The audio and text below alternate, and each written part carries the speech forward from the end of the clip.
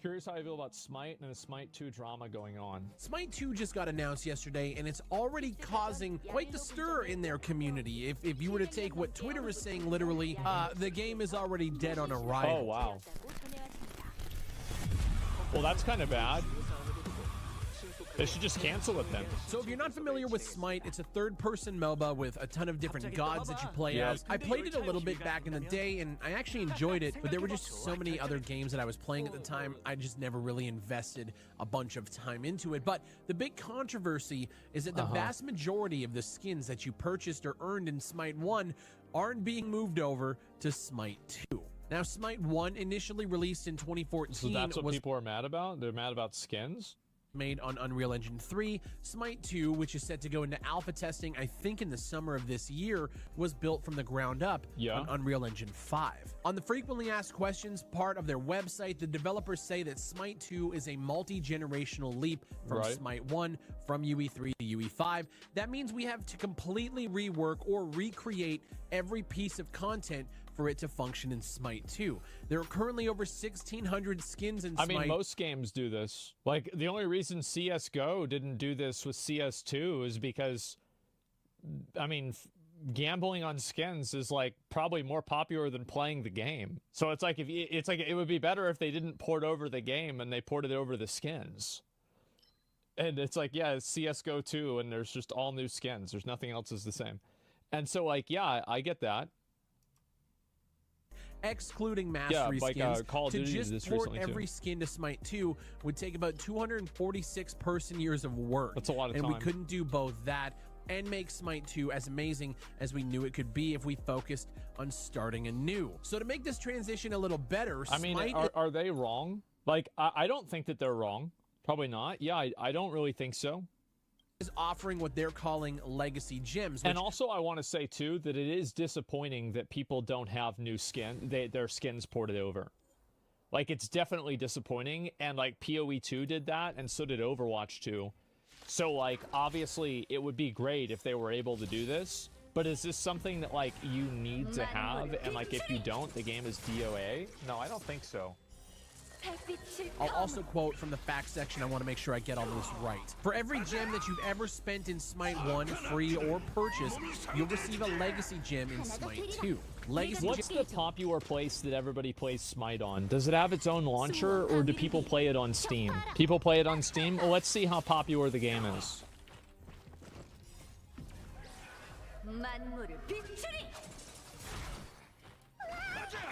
Okay, so, like, I'm assuming whenever they announced Smite 2, it went up by a lot.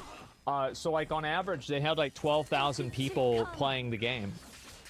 It's big on Xbox. Yeah, it's not bad, but, like, is it really a good use of their time to redo all of their skins for such a small player base? Like, I don't know if that's a good decision. Like, that's, for example, so, like, in my mind, right? New World. New World's probably about the same size of a game, and maybe a bit smaller, maybe a bit larger, depending, right? But somewhere around New World size. If New World made New World 2, would I be angry at them that they didn't port over all of the old skins? No. Do I think that they should invest that time and money into doing that? No.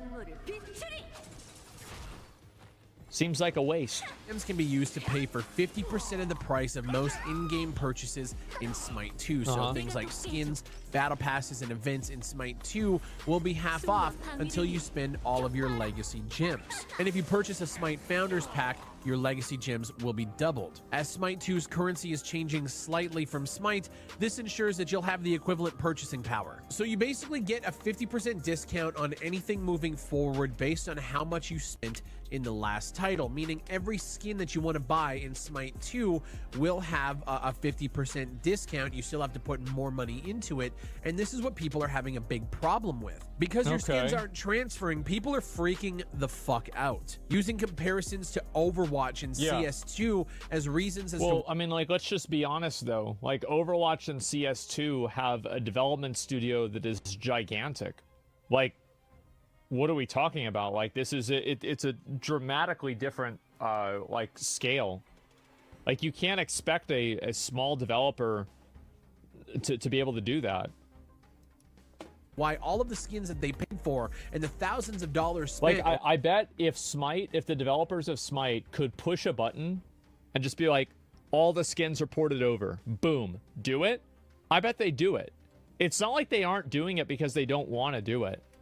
For the last 10 years should be honored and moved forward into the new title. Their Twitter account has been spammed under every single post from gamers angry that their skins aren't being moved up 2 engine generations. This gamer here says, all I read is spend more money, we don't care about your old skins. To be fair, this is literally a tweet with no likes, no retweets, and no comments that has 3 views. LOL. The fact that we're supposed to just give up hundreds, if not thousands of dollars of skins, plus to be expected to keep paying for more stuff in Smite 2 is genuinely delusional. You ain't making more money from me when you won't respect my money. This gamer here, Big Dick Deviant, says, I'm sorry to say, but like I think that they bring a good point in, but at the same time, there is a little bit of ridiculousness. Like, not respecting your money and you're buying skins in a video game, like, I don't think that you're respecting your money either. Like, that's just my opinion, right? Like, I'm not saying that, like, they should just delete or take away all the skins, but, like, do we really have to get that serious about it? 50% discount isn't enough for the thousands of dollars we spent on this game. Real WRU says, you guys are criminals. I want a refund for all the skins that I have purchased. And Dexterol here says, honestly, I don't think I'm going to play Smite 2. I have over 1,300 skins, spent thousands. If they can't even port the skins over, there's no point. They're not even giving you the gems to buy them back. They're basically giving you legacy gems to buy a skin for 50% off. This user here just wants them to port all of the old models into Unreal Engine 5 without changing the graphics. The game will still function the same. You'll just see lower quality skins from UE3 and the new UE5 skins can coexist. Tell me you have zero clue about anything you're talking about, but I'm really well, and it's also like, I feel like it's probably not that simple, number one. Number two, all of these people are looking at it from a perspective of a person who is a big fan of Smite, and they're actively playing Smite. So these solutions and these problems are from the mindset of a person who is super invested into it. They're like, they have $1,000 into it. Like, is it a good thing for new players whenever Smite 2 comes out that they log into the game, even theoretically, and they see a bunch of low poly models? No. I bet if people saw that, they would think, wow, this game looks really cheap. I don't think I want to spend money on it. So it's like, again, they're not looking at it from the perspective beyond their own. Curious as to what you guys think, because that doesn't mean that they're wrong. Like, I don't think that they're wrong for being frustrated and disappointed, and I think that they're right. It does suck that this is happening, but at the end of the day, I can see why they would do it. I'm kind of sitting here and like, I can definitely understand the frustrations from gamers. Like, you spent a bunch of money on this game, a new one's coming out, and like all your skins like no longer transfer over. Yeah, that sucks. But like, duh, like, is this not what we've been talking about for the last like 10 years on this channel? Microtransactions are a money sink. Like, you don't buy microtransactions if you're not okay with you don't own them. And that's a big thing that a lot of people need to understand whenever they purchase a microtransaction.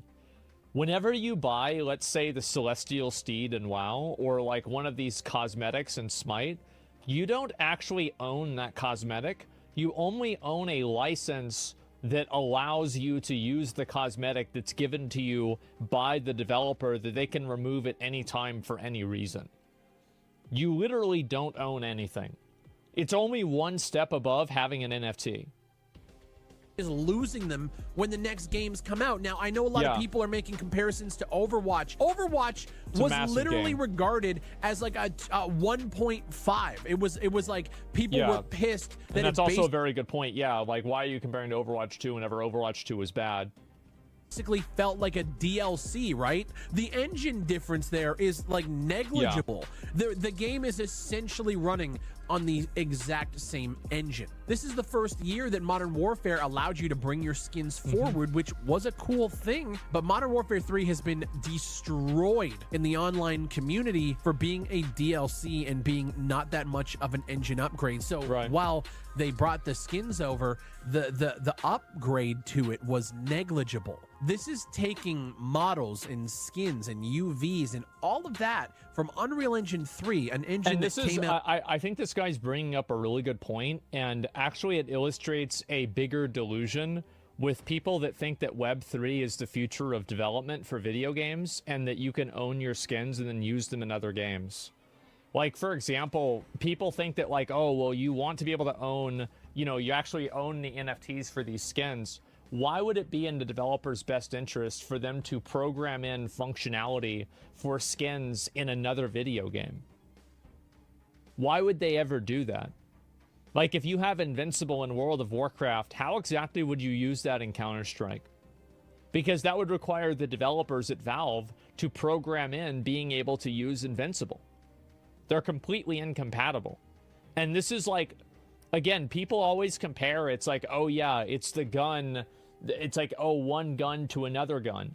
But that's just not the way these games work. What, 15 years ago? Upgrading to Unreal Engine 5, which I know would be a lot of work. On top of the fact that the game is now being built from scratch on Unreal Engine 5, it would be a fuckload of work to be able to make this happen. But the community is up in arms. So while I'm sitting here, like, I understand the frustration from gamers, but I also think, like, if you spent thousands of dollars in microtransactions in a video game, that's kind of on you, right? It is. But, like, I'm all for it's definitely on you, and like, you can't expect the video game to exist in a way that makes you feel good about your microtransactions. It's a very selfish perspective to have. It's like saying in like a gacha game, well, I don't want to have them add in new characters because the new characters would make my old characters not as important. It's very selfish, and it's also like, it's reductive to what the potential of the game could ever be. Pro-consumer practices, but this just feels a little strange to me that people who bought skins back in 2015 expect those skins to be ported over to a new game. Even if you bought skins... Well, I think that, again, people just want that, right? I mean, it's not that even that they expect it, they just want it. Because some games have it, some games don't have it. Smite 1 will still be available even whenever Smite 2 is out. You can say it's selfish, but if there's enough customers that feel that, you don't have a fan base. Well, you also don't have a fan base if all you do is make things that reward people that are already customers. Because eventually those people will drop off naturally. I think Retail WoW is a great example of that. So, like, if you only make content for the people that are already playing your game, you never expand your sphere of influence beyond that. Last year, or hell, even last week, Yeah. You can still use them in Smite 1. You can still play them. You weren't scammed, but the calls that like Smite are criminals for let's take a look and see right now. Smite game. Okay, so we're gonna look at their last 3 tweets. There's this one, and then there's this one, and then there's this one. Okay, so let's look and see how many people are actually bringing it up. Smite 2 looks amazing. So these new skins will transfer. Is there no reason to buy a new skin if they aren't transferring? I mean, to be fair, like, this is a very fair question. Like, this guy's asking, like, are the skins that you are advertising in this tweet going to transfer? Like, this is I'm not even going to count this one. Good update. How are we going to fix the battle pass? Better have Smite 1 skin. Okay, so there's one guy.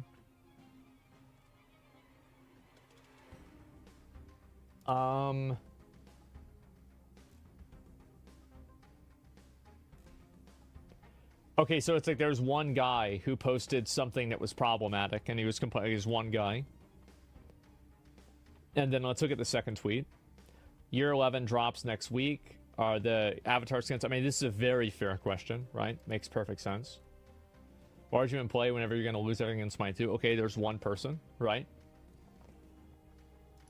Which is like, I mean, to be fair, like if you're advertising skins right now in Smite 1 and you're telling people that they're going to be gone in Smite 2, it seems very fair that people would bring that up. I think that's totally true. Then there's this one here, Quiet Throwback Friday. So this is like, there's nothing. I feel like this isn't so bad. A deep dive on some of the features. Yeah, it looks like a lot of people really aren't bringing this up as much as it might seem. What's the point whenever skins don't transfer? Was this the same guy? No, it's a different guy. Okay, so there's like this. There's like 4 likes. Check the Reddit. Let me see. I'll look at the Reddit. Smite 2 skins should automatically include Color Forge idea. Oh, about having, yeah, you can change the color. Yeah, that's probably true. Let me see. The top for this month.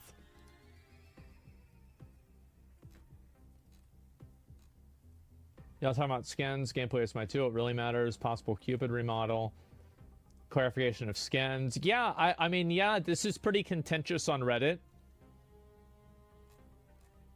Yeah, I mean, it's like one of the top posts, and it has 500 comments. Yeah, okay, all right. There's enough people that are like that.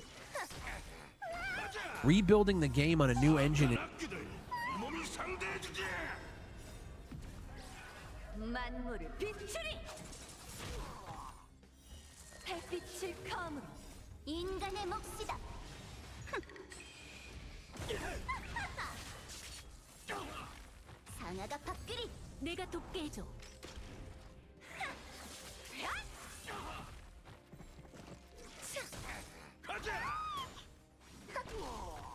내가 돕게 해줘.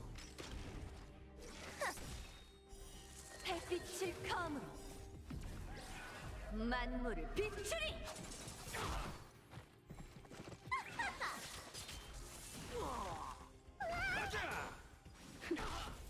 내가 돕게 해줘. 수호와 방위를 위해 격파하라.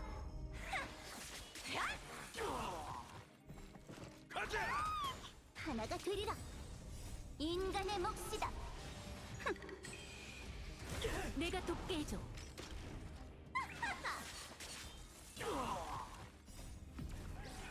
만물을 비추리.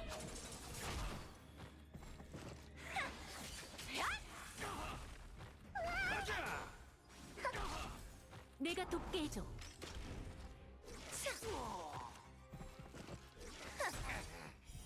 햇빛을 감으로 만물을 비추리.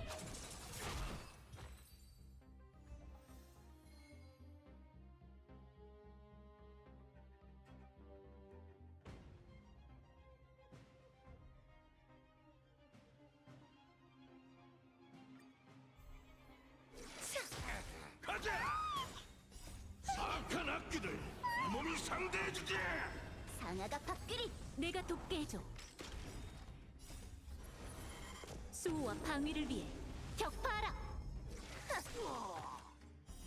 햇빛을 감으로. Hey guys, review from press who played the demo of Persona 3 Reload are starting to emerge. However, I find it disappointing that these massive video games press would put so little effort into these videos. The absence of some display features on the screen hinders the viewers from fully experiencing the visual aspect of the features, but to be fair, they might also be limited by the footage provided to them. Anyway, that's what I'm here for. I'll do my best to gather a screenshot of these features from multiple sources and fill you in on other information that is missing as well. Here, let's take a look together. Producer 햇빛을 감으로.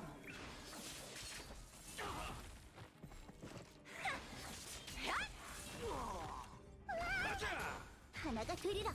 내가 돕게 해줘. 수호와 방위를 위해 격파하라. Crushing victory.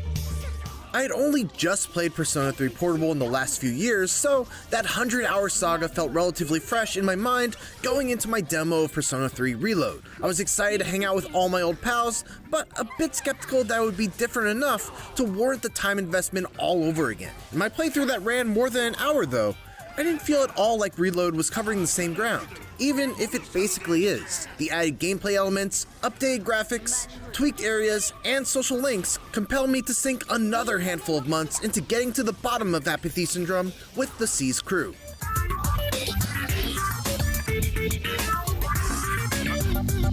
Biggest vibe shift was wandering the Tower of Tartarus, which is now the creepiest of all Persona dungeons. The aura is truly unsettling in the chunk of floors that I've played, with the intent to closely emulate the themes of death in the game. Producer Ryota Nitsuma and director Takuya Yamaguchi told me after the demo, reworking Tartarus was a high priority for the team, and it shows. The pacing feels leagues more natural with other shiny distractions to hold attention, including crystallized shadow energy stalagmites to smash and grab items from, and chests that, to open, need expendable bits called Twilight Fragments, which are scattered throughout Tartarus and the real world. Even these seemingly simple additions drastically improve the tempo of moving through the many floors of Tartarus. Alright, let's do this. The battle mechanics are exactly what one should expect from Persona games, although actions like switching personas and analyzing skills feel more modern and seamless than they once were. All-out attacks have also been upgraded with brand new finishing screens, which are cool, and catchphrases, which are also good. This is over. And now, the C's armband is a functional piece of clothing, acting as a gauge to facilitate a new special attack feature called Theurgy, though it's based on Persona 5's Showtime. Theurgy attacks require heightened emotional states and have special conditions personalized to each character to activate, so it takes more strategy to pull off. I didn't spend enough time grinding in Tartarus to get to everyone's moves, but from what I did see, the results are devastating for the enemy. Plenty is different back in the outside world too. First and foremost, I can physically run around 3D streets and classroom hallways as opposed to moving a cursor to call out bubbles in relatively static environments like in past Persona 3 iterations. In general, the camera maintains a tighter shot, making bouncing around locations feel more intimate and nearly first person. Finally feels like I'm truly exploring, experiencing, and learning the geography of Tatsumi Port Island instead of just merely hovering above it. I didn't feel the limitations of a small town in the same way that I did prior, where moving from place to place felt more like data entry than a game as the hours wore on. And hey, I can get a part-time job at the movie theater. For me, the most potentially exciting changes to life outside of hunting shadows were made inside the dorm that make it feel like the main character actually coexists there with a half-dozen classmates. The rooftop, the kitchen, Fuka's DVD player, and the bookshelf are all now available to use in one's free time for gardening, cooking, watching movies, or reading with a friend to improve your 3 character traits. The core fan base for the sci-fi genre can get pretty picky. Plus, the computer that sits in the lobby is also usable to juice personality stats. Yamaguchi and Nitsuma acknowledge that the dorm was always a special environment for these games. And the effort they put into creating a homey social space gives the C's HQ a welcome warmth against the game's largely bleak main narrative.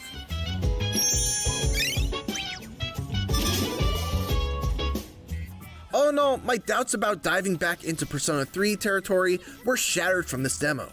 Persona 3 Reload isn't a remake with a few alterations here and there, it's a sincerely thought through updated game that can seemingly stand on its own two legs in the competitive Persona lineup. For more Persona updates and everything else in the world of gaming, stay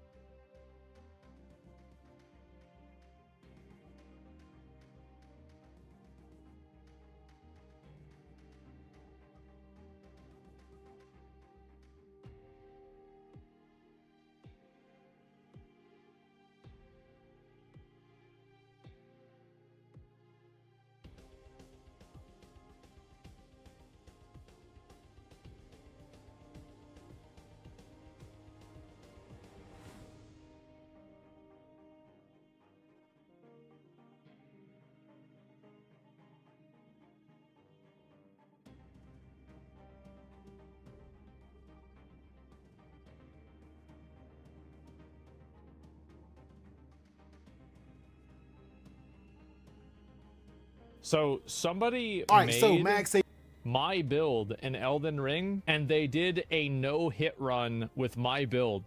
What is up, everybody? In this video, we're going to be no-hitting Elden Ring and all of its main bosses using the same build as the legendary Souls gamer, Asmongold.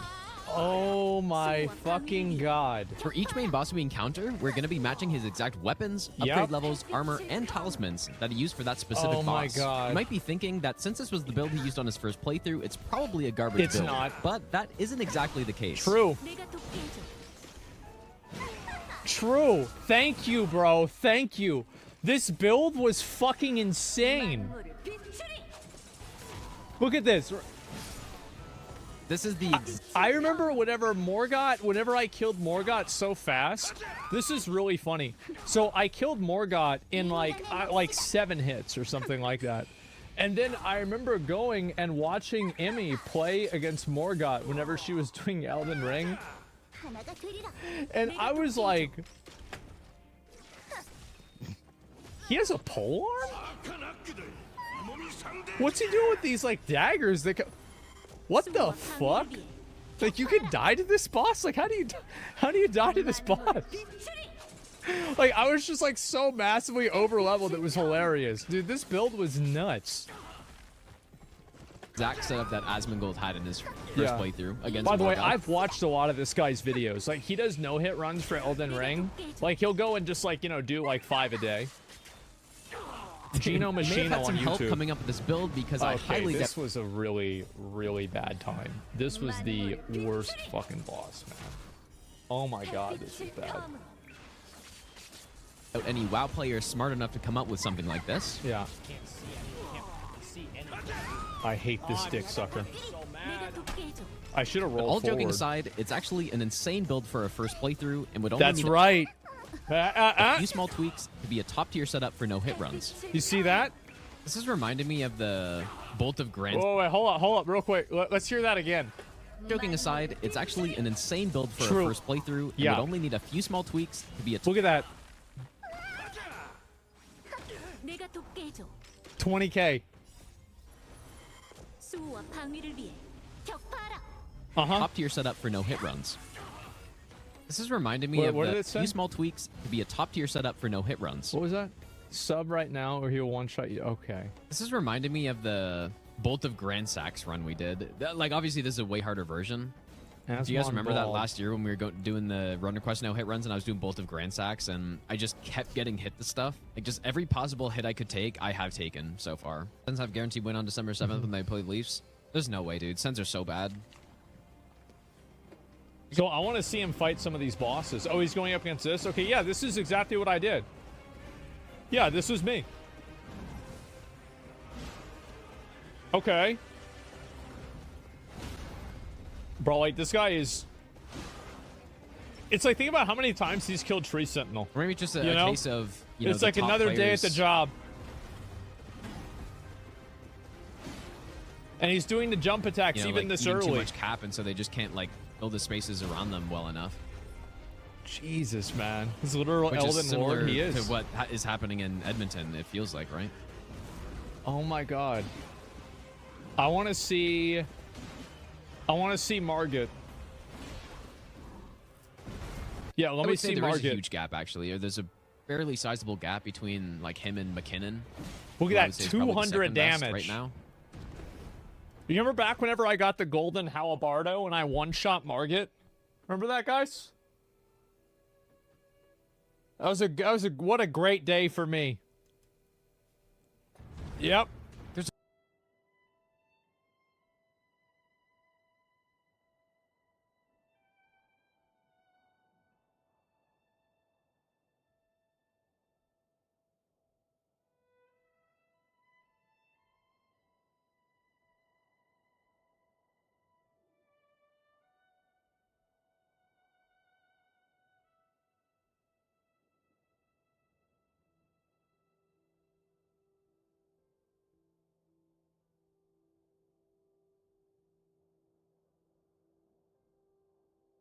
Shop. Oh, back to the old days? Back to the old days. That's right, Bug. The olden days. I remember this. Very olden days. Yes. So, Yeah, many moons you gonna ago. give me free car? Discount? I don't sell cars. I could fix your car at a discount because we're old friends. I don't have car. I wish I had bike. Maybe one day we could fix bikes, put new rims on it. Sewer guy. Anyways. Maybe if you meet me, we'll have our little business meeting, and you'll be able to get a car. Is this go, bro. Is this who was on the phone with me? Yeah, it's me, Caitlin. Come on. Fuck, maybe she wants you to become a prostitute. You make good money. I think I'm gonna get kidnapped. So if I disappear, guys, you investigate Caitlin. Okay? Man, what's your name? No, okay. I'm Caitlin. Caitlin? Okay, I got her name. What's your last name, Caitlin? Caitlin. I'm in the old pages. I'm a good person. What's your last Plant name? Enthusiast Edwards. Edward. I got you, Bog. If she takes you, I'll know her full first and last name. Caitlin Edwards. I don't want to alarm you, Bob, but almost every villain in movie has like an eye missing or something. That is true. That is true. Oh, I have both eyes. I do. I just have photosensitivity to my one eye. I can't really see without, causing issues. Well, I'm colorblind, so like. Yeah. Oh, bless you. Come on, let's go. Oh yeah, that makes sense. You'll be fine. We're only gonna have a little talk and a little meeting, and I promise you, it's a good attitude. Come on. Do we talk around people in case you stab me? Somebody cares, maybe. I'm not a violent person. Do I give off that vibe? I mean, you never know. I have a car. So anyways, the parking lot down the road is fine. I didn't want to drive down here. It looked like some shit was going on. Do you work for a delivery boy? Yes. I do all jobs. I'm like entrepreneuring person. So how you know about Bog? Are you trying to do business with me? Because I am business person. You're not a business person? I mean, I am business person. I'm just looking to try and, to be honest, I feel like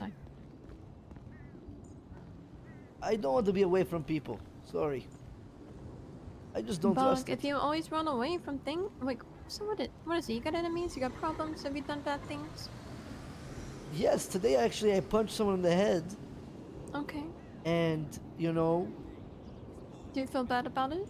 Of course I feel bad about it, and I actually saw her earlier, and then she drove off, and she's like, you know what? And then she drove off. She said, you know what? And then drove off. So the you know what part means I don't know what that means. Because I also... Je suis tranquille chez moi, personne ne me le prendra. C'est à moi. If you try vaping to quit smoking, it might feel like progress, but with 3 times more nicotine than a pack of cigarettes, vapes increase cravings, trapping you in an endless craving loop. Nicorette reduces cravings until they're gone for good. Is a new title really necessary? Sir, after bestowing the gift of renting ease to millions, a bump is in order. Okay, let's see. Oh, hey, what's this? Lord of the Lease. I'm not a hat person. Yeah, no. Emperor of Renters. That's funny, no. Rentar the Trusted. I don't like it. Oh, okay. Master of the Rental Sphere. Wow. No, is it too much? Apartments.com, the place to find a place.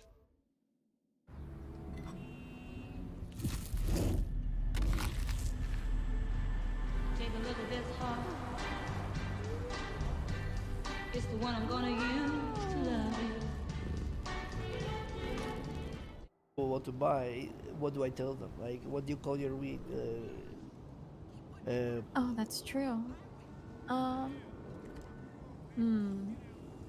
you a cop? No. Mother's too. blessing. I'm the mother of plants. You know, I have the best plants in the world. I mean, we haven't really found a good way to smoke it, but like the locals, they sure love it, you know? Locals, okay. But you just said so you make good money or no? I'll make pretty good money. Because I'm a poor person. No, you see, alright, so about 2 days ago, I was living on the streets. I still do. I had no money, no job, nothing. But what I did have was plants. And now, look at me. I have a job, I have $3,000 in my bank, and it's only going up.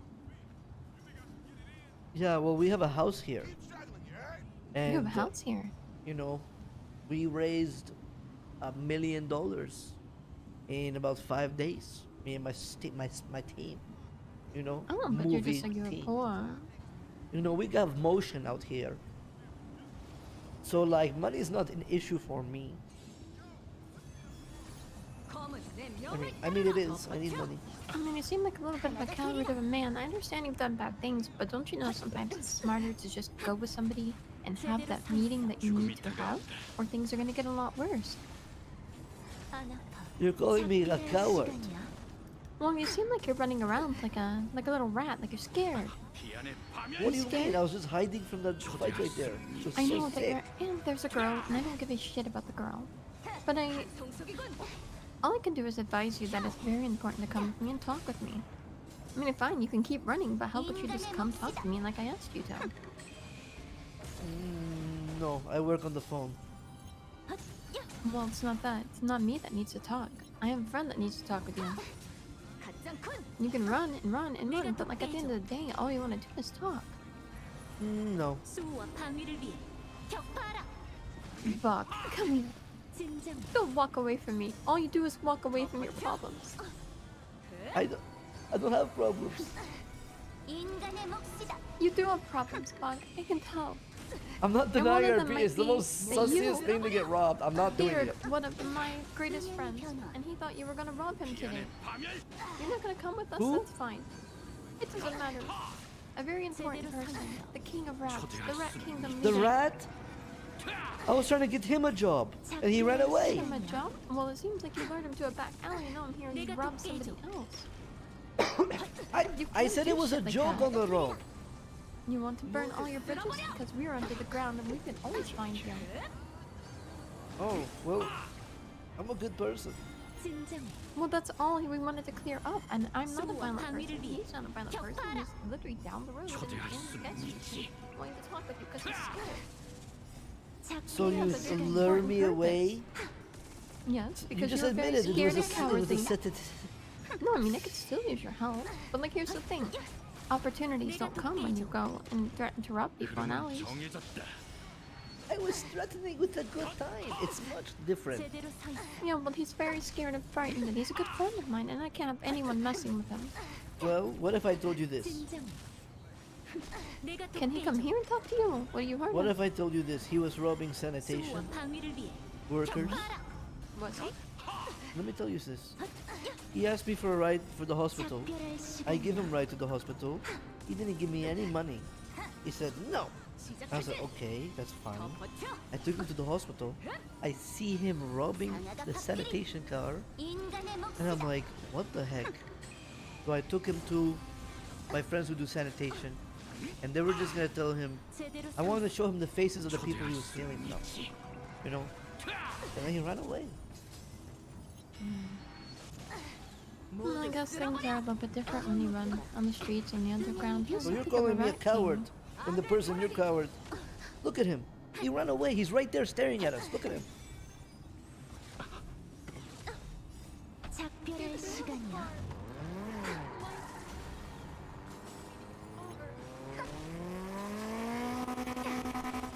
진정. 수호와 방위를 위해 격파하라. 가장군. 죽음이 다가온다. 기안의 파멸. I'm kidding. Imagine. 덤벼.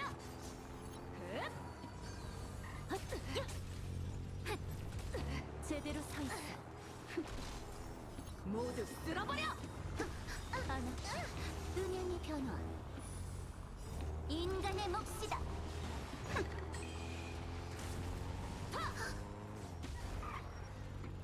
초대할 수는 있지. 내가 돕게 해줘. Force. 수호와 방위를 위해 격파하라. 작별할 시간이야.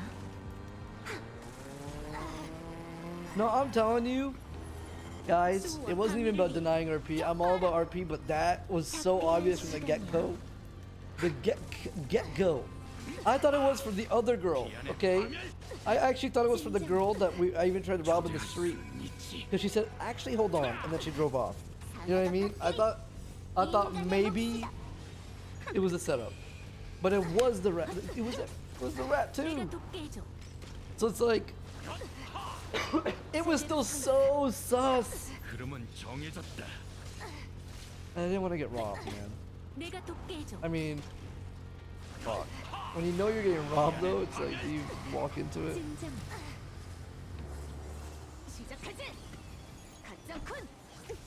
I mean, rob what? Yeah, no. What if they take my phone though?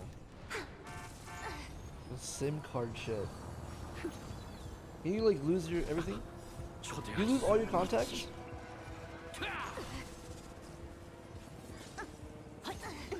Yeah, that's annoying. I ain't doing that.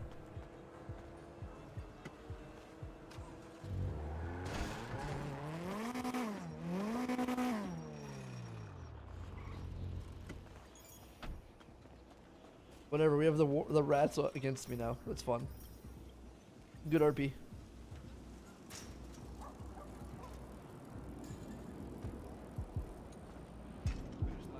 Hey, she was trying to rob me. Who's trying to rob you? That girl. Which girl? The girl that pulled up here with the eye patch. She's dead we now. go rob her. Hey, Rami! What's up, Bog? My bad. I was in Mission You Row. coming What's down going to on? the shop or what? I was here to tell you something. You're a employee. What? He's a lawyer. He's an intern for you. Who is it? Solomon? What's the other names? Solomon, John Law, fuck, was it Shane and Jonathan Acker. Yeah, that guy. Okay, yeah, that guy's good. Yeah, You I gotta like give him, but him- he's a felon. He's a felon. He can't. He committed felonies, so he can't What get. do you He mean? can't What get his kind of bar. felonies? He was like attempted murder or some shit. Bro's weird. Oh come on, let him go. It's not me. He literally is literally a felon. Like he didn't. So he can't get paid for being a lawyer? Yeah. No, assault with a deadly weapon ×2 and felony obstruction of justice. He's a good guy. He helped me. Talk on to my the judges, case. not me. I can't help him. So what? He could I tried helping him before, bro. Well, I don't know. I'm just doing good deed to tell you that I think He's he cool. I is fuck with good. him. I like him you a know? lot. He's young Dab's legal aid. Oh yeah, well he really helped me when I was in trouble. Yeah, he's cool. He's cool. That's what happens, Murphy, when you tell nothing but the truth, man. You either die a hero or live to see yourself become a villain. Yeah. Or I be know dead. You should have told him. You should have told him he was drunk, Murphy. I know it. You should. Hey, you guys good? I see you guys Yeah. having all this fighting. You know? No, we ain't fighting. We ain't fighting.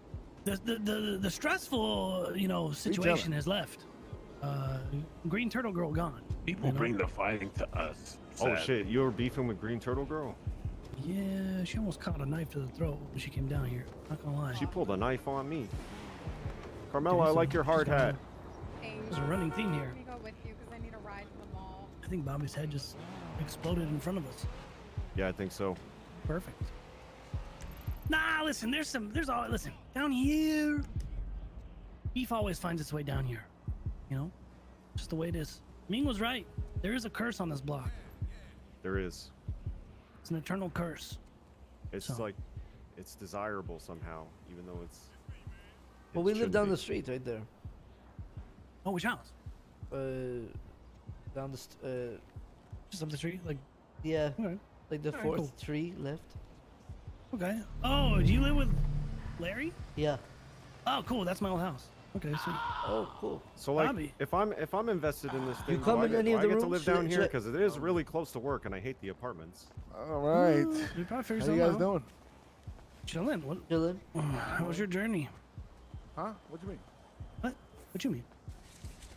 Did I say something? I don't think so. I don't think so. So, how you like those 400 bags of fire high I don't know grade? what I'm gonna do with that because high the grade, police high grade. haven't been on. Well, lead. guys, I'll see you soon. All right, later. All right. Thank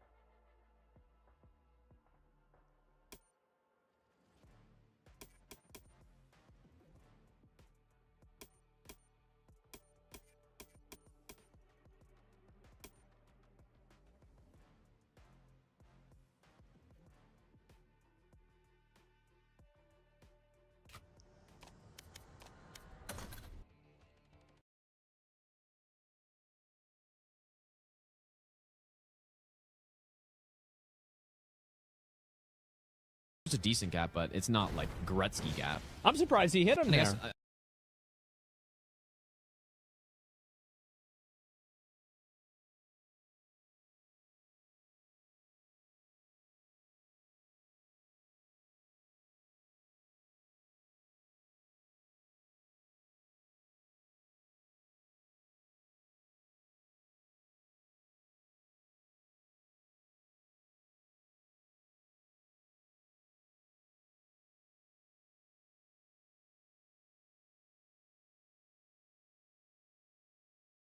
This is peak Dr. Ratio. Dr. Ratio would shove his big girthy chalk in my hello internet. With the release of this guy, any free-to-play should just be livid. Which is why today we're gonna just use free characters as you can beat the hardest content in the game. And over here with the stats though, I've got Dr. Ratio, he's free. These are the stat line, but that's not important. We're gonna even use free-to-play like codes. Now this is an S5 swordplay. It's not even the best one. The best one's the Herd on like code one, but I don't have it yet. This will have to do for now. We're gonna run him with his best free partner. I'm pretty sure you can get her if you've played an event before. On another free like code, we got this. It's a Super Bowl event one. We have Yukon, the free character. Kind of like a sub DPS build actually. And then with Natasha, of course, a free character. Can we, with only free characters, beat MOC 12? Considering Dr. Ratio is imaginary, if you're struggling with Kafka, he should be the best here. At least on paper, but I feel like I would just die. Can we appreciate the funniest technique of all time? It's just so funny. Bro's doing a heart. And here we go. I'm gonna show you what I think the best free-to-play Dr. Ratio team will look like. And I happen to think Yukon's actually kind of decent with Dr. Ratio. But yes, here comes Dr. Ratio. There's 3 debuffs on the guy already thanks to Pella. So yeah, we can easily use our E. No problem right there. No RNG at all, except for the crit. Either way, let's go with the Pella nuke. Get more death shreds in.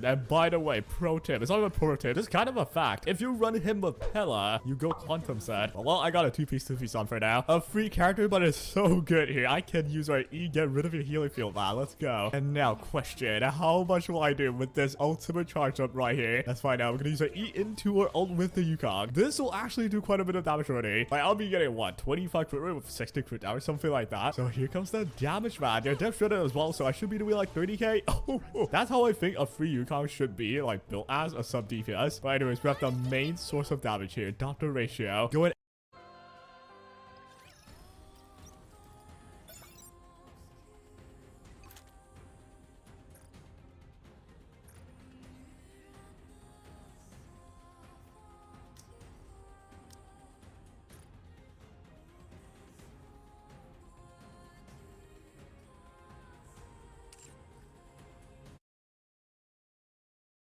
An L plus ratio on everyone in your path. Bang, 26,000 on the follow-up, 66k. This is on a swordplay like code. Though I actually think swordplay is not that great. Because we gotta hit one guy multiple times, right? So after this guy dies, I have to stack up the, stuff again. But when it's maxed out, 56k there. That was crazy. Right, now you're frozen. You are gonna take a turn and not debuff on Natasha, so great. And it's not over yet. We have one more stack of Yukon's ulti on bowstring, right? So this next hit here, we will activate Ratio's follow-up with all the buffs in town. Let me check out Dr. Ratio, man. 111 crit chance, 250 crit damage. This is peak Dr. Ratio. Let's go, Pella. We'll touch you once. And here goes the follow-up. It should do a lot. And boom, 60k, baby. Not too shabby, eh? And because I have my ulti again, I still have the bowstring because it's the same action. I get to activate Ratio again. Isn't that perfect synergy, man? Here goes with the ulti. Boom. This should absolutely murder you. And a whammo. 60k right there. How is this for a team, huh? That's pretty good, no? Now, I do have my worry. It's with survival because my entire team's rather squishy. And furthermore, if I don't have like my buffs or debuffs, I didn't even have the debuffs there for me to activate my follow attack. That was tragic, man. Right, do not murder. Oh my. And here's where I truly struggle. Killing this one horse. I don't know how I'm gonna do this. I need to actually have Ratio activated. I think I should have enough. Yeah, there we go. Boom. And it's alright damage there. Wait, I need my swordplay to rack up before I really see any damage, to be honest. I will just be doing a Q, and I'm gonna bank on this, man. You should have, 100% chance to activate this. But I don't have any buffs whatsoever. Can I end this with... Oh, Oh, okay. Crit one more time. I swear to... Okay. Guys, I don't know how to get rid of that. I can only hope that, in fact. Oh, I don't think that's enough. I'll heal up one time. And, dude, if it's not enough, so be it. The best move here. If I use one kill, you die instantly. But what if you don't die? You know what? I'd gamble, bro. No crit. Oh, come on. Well... One extra cycle, gosh dang it. I bet if I just crit one extra time with any character, I would have killed that guy. All right, now I'm Pella again. I guess we'll just start with the ulti. Why not? At least now I have perfect, setup for Dr. Ratio with Yukon though. Here we go, Yukon. Go to Ian to the ulti. And there it is. Channel your inner L plus ratio. 30k nuke down, by the way. That's really good damage. And here we go, Ratio. You're smart, you're good looking, you're naked, you're like code, and you are about to throw the world's biggest chunk on a wood guy. And there we go. 31k damage done. I'm honestly kind of just surprised at how Yukon's ulti can even match Ratio's ulti. Kafka could ruin everything with this one debuff. I'm hoping you drag up. Yeah, I'm hoping that happens. Holy, that's good. Wait, we might win this now, though. We'll find out. We'll use a Q on you. Now activate my follow-up attack. That's 42k damage done. I still have all my buffs intact here. Okay, dude. We'll go for the E. That should mean I get some energy back. And this is... Yeah, I don't think... It's 57k on the nuke on the follow-up. And it's not including Wise Man's Folly. So that's really good. I'll touch the Kafka one time. That gives me the ulti. This ulti will target a Groot and we'll activate the L plus ratio, man. And here we go. No crit. Oh, come. Oh, dude. I knew it was gonna happen. I knew it was gonna happen, man. Right, Kafka would go. Every time Kafka goes, it's a chance of one-shotting my team. And I'm back. That's 10 stack of freaking turbulence, which these little mobs, holy crap, they piss me off. You just spread all the damage apart, man. Please, just kill it, please. And bam.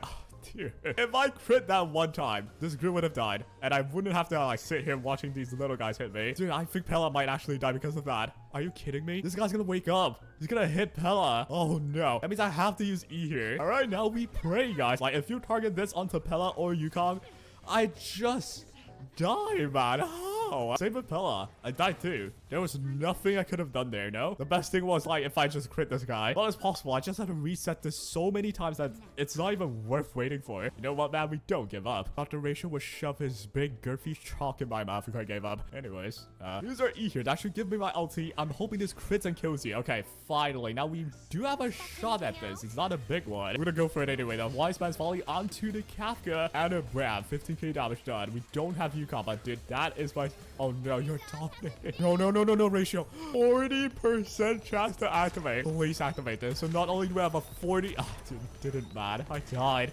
That was so close, dude. Not only I have my crit rate as RNG, I also have the freaking proc chance as RNG, man. Well, it would have happened if Pella didn't die, but how do you stop that with 3 characters? I don't think you could. I guess if it put March 7th there, then yeah, this will work, but this will take forever. I actually have cleared it with this exact team. It took me like 9 cycles, man. That's not worth it. So question to anyone using like a free-to-play account, fully only 3 characters, how do you guys do it, man? That's crazy. I don't know if anyone was able to do it yet, 3-starring like MOCs well with only 3 characters and 3 Lycones as well. There's probably a Chinese genius on their server that did it. I don't know about us. But enough with MOC. The one more thing I gotta try out is I don't see a lot of people talk about this. I wonder how well does Dr. Ratio do in Pure Fiction. I don't think he does well at all. Here comes the follow time. Bang. Oh, when it doesn't crit, I want to cry.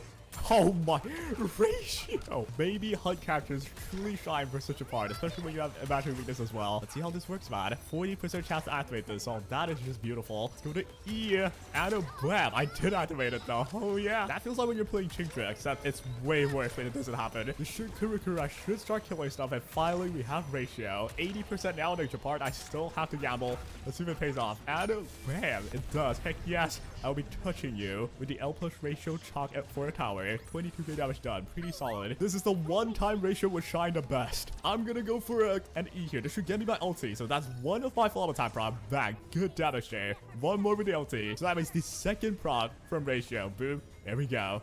And bang. It's my last turn already, man. Right, last ditch effort. I will try and break you and hopefully we spin. Oh, we don't even spin. Ratio not too good in Pure Fiction, eh? Oh, we kind of already knew that was going to be the case. But yes, guys, final verdict. Hoyoverse did not intend this game to be played with only 3 characters. You could, but you struggled really tough. And with the last MOC, you could do it. If you just add any other sustain, Fire Trailblazer or March, you would win. But it takes like 10 cycles, so you're not going to be sure, I don't think. And again, I'm pretty sure someone out there figured it out how to like fully max our MOCs over just 3 characters, though I kind of doubt out that. That's so hard, man. How do I do that? I do think this team is pretty dang great for any free-to-play, though. Like, all of these are free, and they are still clearing MOC for sure, right? But these are the stats if you're wondering. It's kind of just alright. Right out the ratio here. It's not even the best setup. I think they have Quantum Set repair with Pella. That should be the best one for him. Got Natasha, pretty normal stuff. If you build your free character as well, this is what you should be ending up with, I think. Of course, we do have already good old Pella. Pretty easy to build. And we do have a Yukong. I actually think she's so underrated. When you build her with like damage, yes, she dies, but if you can survive them, can someone guarantee that? Dude, the damage she brings, the ulti that she does is almost as much, or if not more than freaking Dr. Ratio did. But anyways, that was my attempt at using the most free-to-play team in all of Star Rail. Hope you guys enjoyed. Today should be a short one. I'm a little bit burnt out, but well, it shall soon change. We'll like mess around with the, viewer-based comments as videos again. So do comment down below any ideas you've got. And yeah, take care.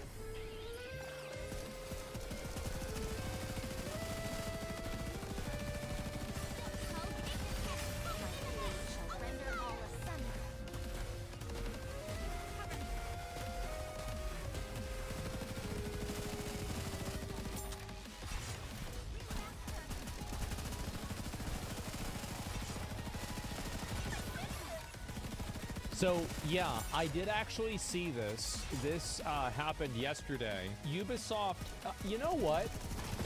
I'm actually going to do something that people don't do. I'm going to read the context in what the guy said about people not owning games. Because, like, I never really read the context. We're going to read the context and see why he said this. Let's listen to what the guy actually said. There's a lot of debate around subscription in video games. Today, the business model is the dominant way of paying for TV. You mean subscriptions, right? Business model paying for TV, film, and music. But that's currently not the case in this industry. So he's talking about subscriptions being the norm in like TV and music, but not with video games. True. Games are typically much longer, and many of them are free or feature some other form of monetization, and AAA publishers have argued that the numbers just don't add up. Nevertheless, Ubisoft is seeing growth in this sector. Tremblay says with October this year was the biggest month in Ubisoft Plus history. Well, I mean, do we really need a fucking... I could have told you this. Obviously, this is true. How do you know this? Because look at what do you call it? Look at Game Pass. Game Pass is massive. I think everybody knows it. The point is not to force users to go down one route or another. We offer purchase, we offer subscription, and it's the gamer's preference that's important here. We're seeing people who buy, choosing to subscribe now, but it all works. Okay. It's proving to be a way for gamers to access our worlds who perhaps weren't inclined to purchase. These players are brand new. Okay. The subscription question remains around a potential of subscription model in games. Tremblay says there is tremendous opportunity for growth, but what is going to take the subscription to step up and become a more significant portion of the industry?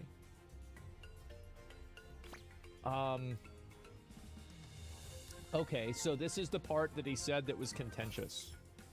We're seeing an expansion on console as the likes of PlayStation and Xbox bring new people in. On PC, from a Ubisoft standpoint, it's already been great, but we're looking to reach out more on PC, so we see an opportunity there. One of the things that we saw is that gamers are used to, a little bit like DVDs, having and owning their games. That's the consumer shift that needs to happen.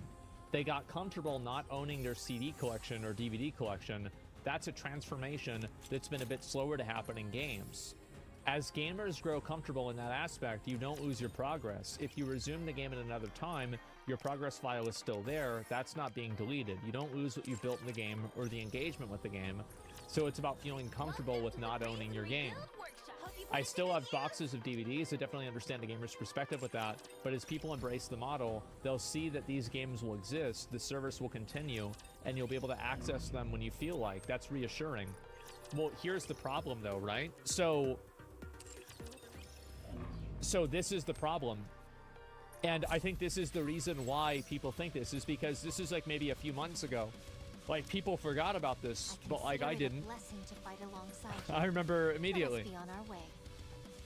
This was, Ubisoft was in the news 7 months ago for this exact thing. This happened. And so that's the reason why people feel this way.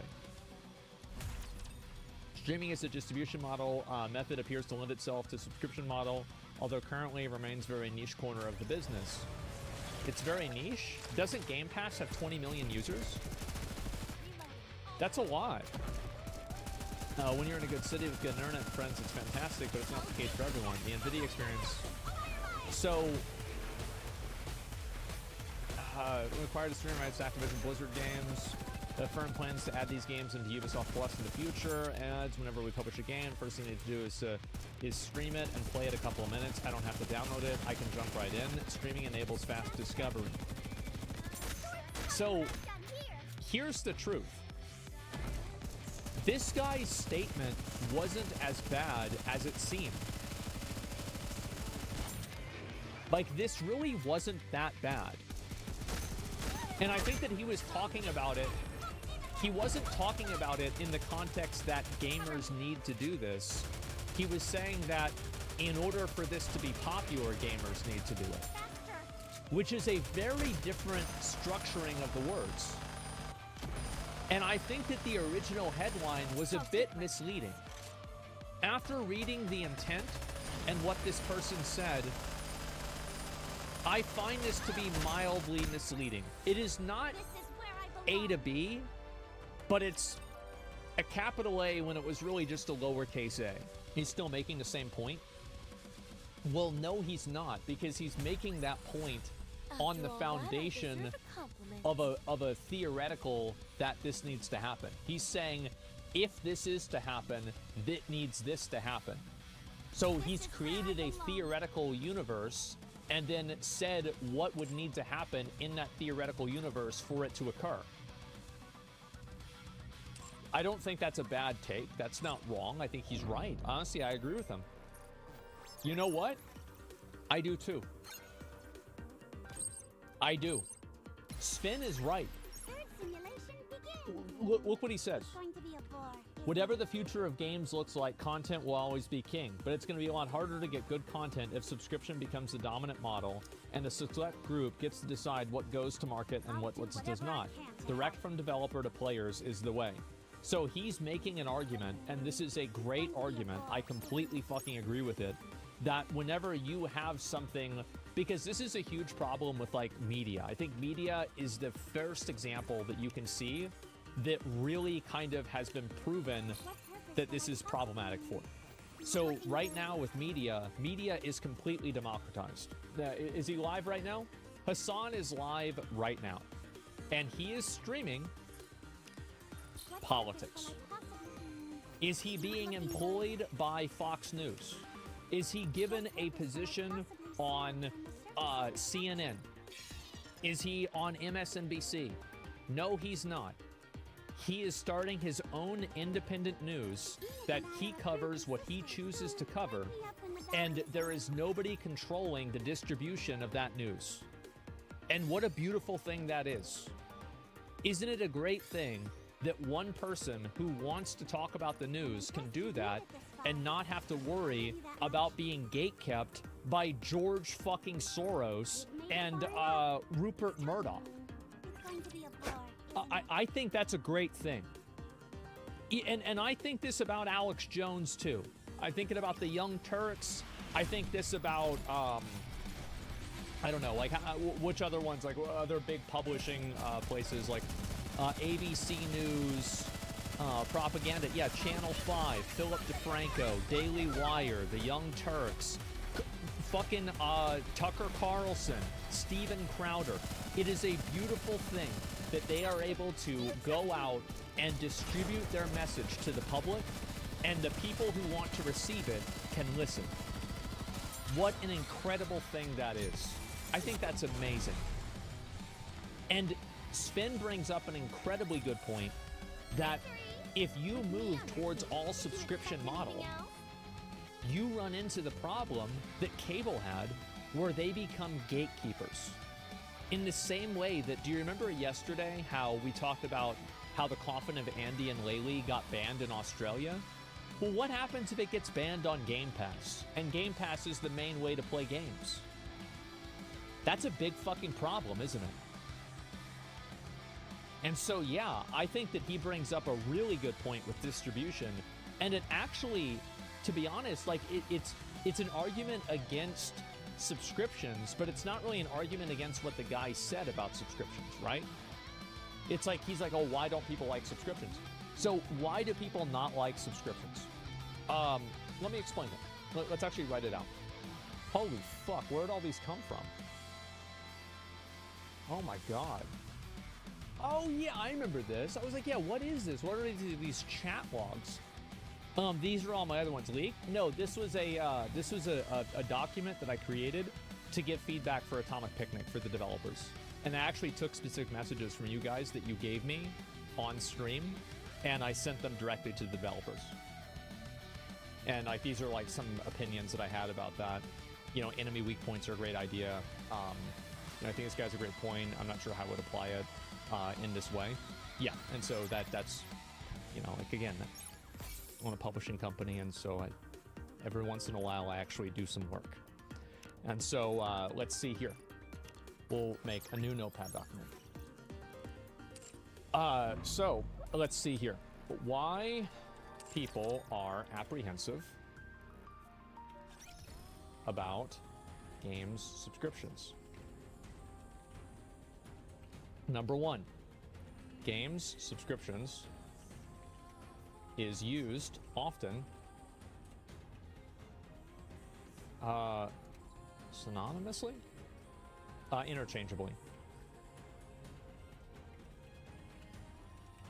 Like, I really don't know how to spell synonymously, so I just use another word. Interchangeably with game streaming. And the public has a negative perception on games streaming because of input lag. So this is number one. People view having like a game subscription to actually streaming a game. And the guy from Ubisoft said that actually in the article where he was being interviewed. So the problem is that having a subscription to playing a video game, like Google Stadia, was not a bad idea. Google Stadia was too early of an idea. Give me 1 second. My dad's calling me. All right. Okay, you're on stream. They can hear you. Oh, okay. We'll start with the first line. 2 P's in apprehensive. And game subscriptions, not games subscriptions. No, game subscriptions. Like, I'm talking about video games. I know you are. Oh, games.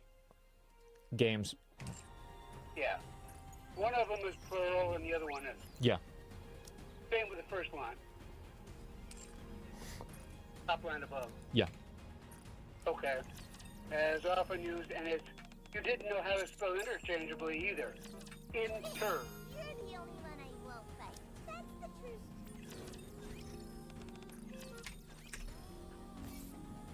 Like that? Yeah. Right. No, yeah. And game subscriptions is? Game streaming. Game subscriptions are.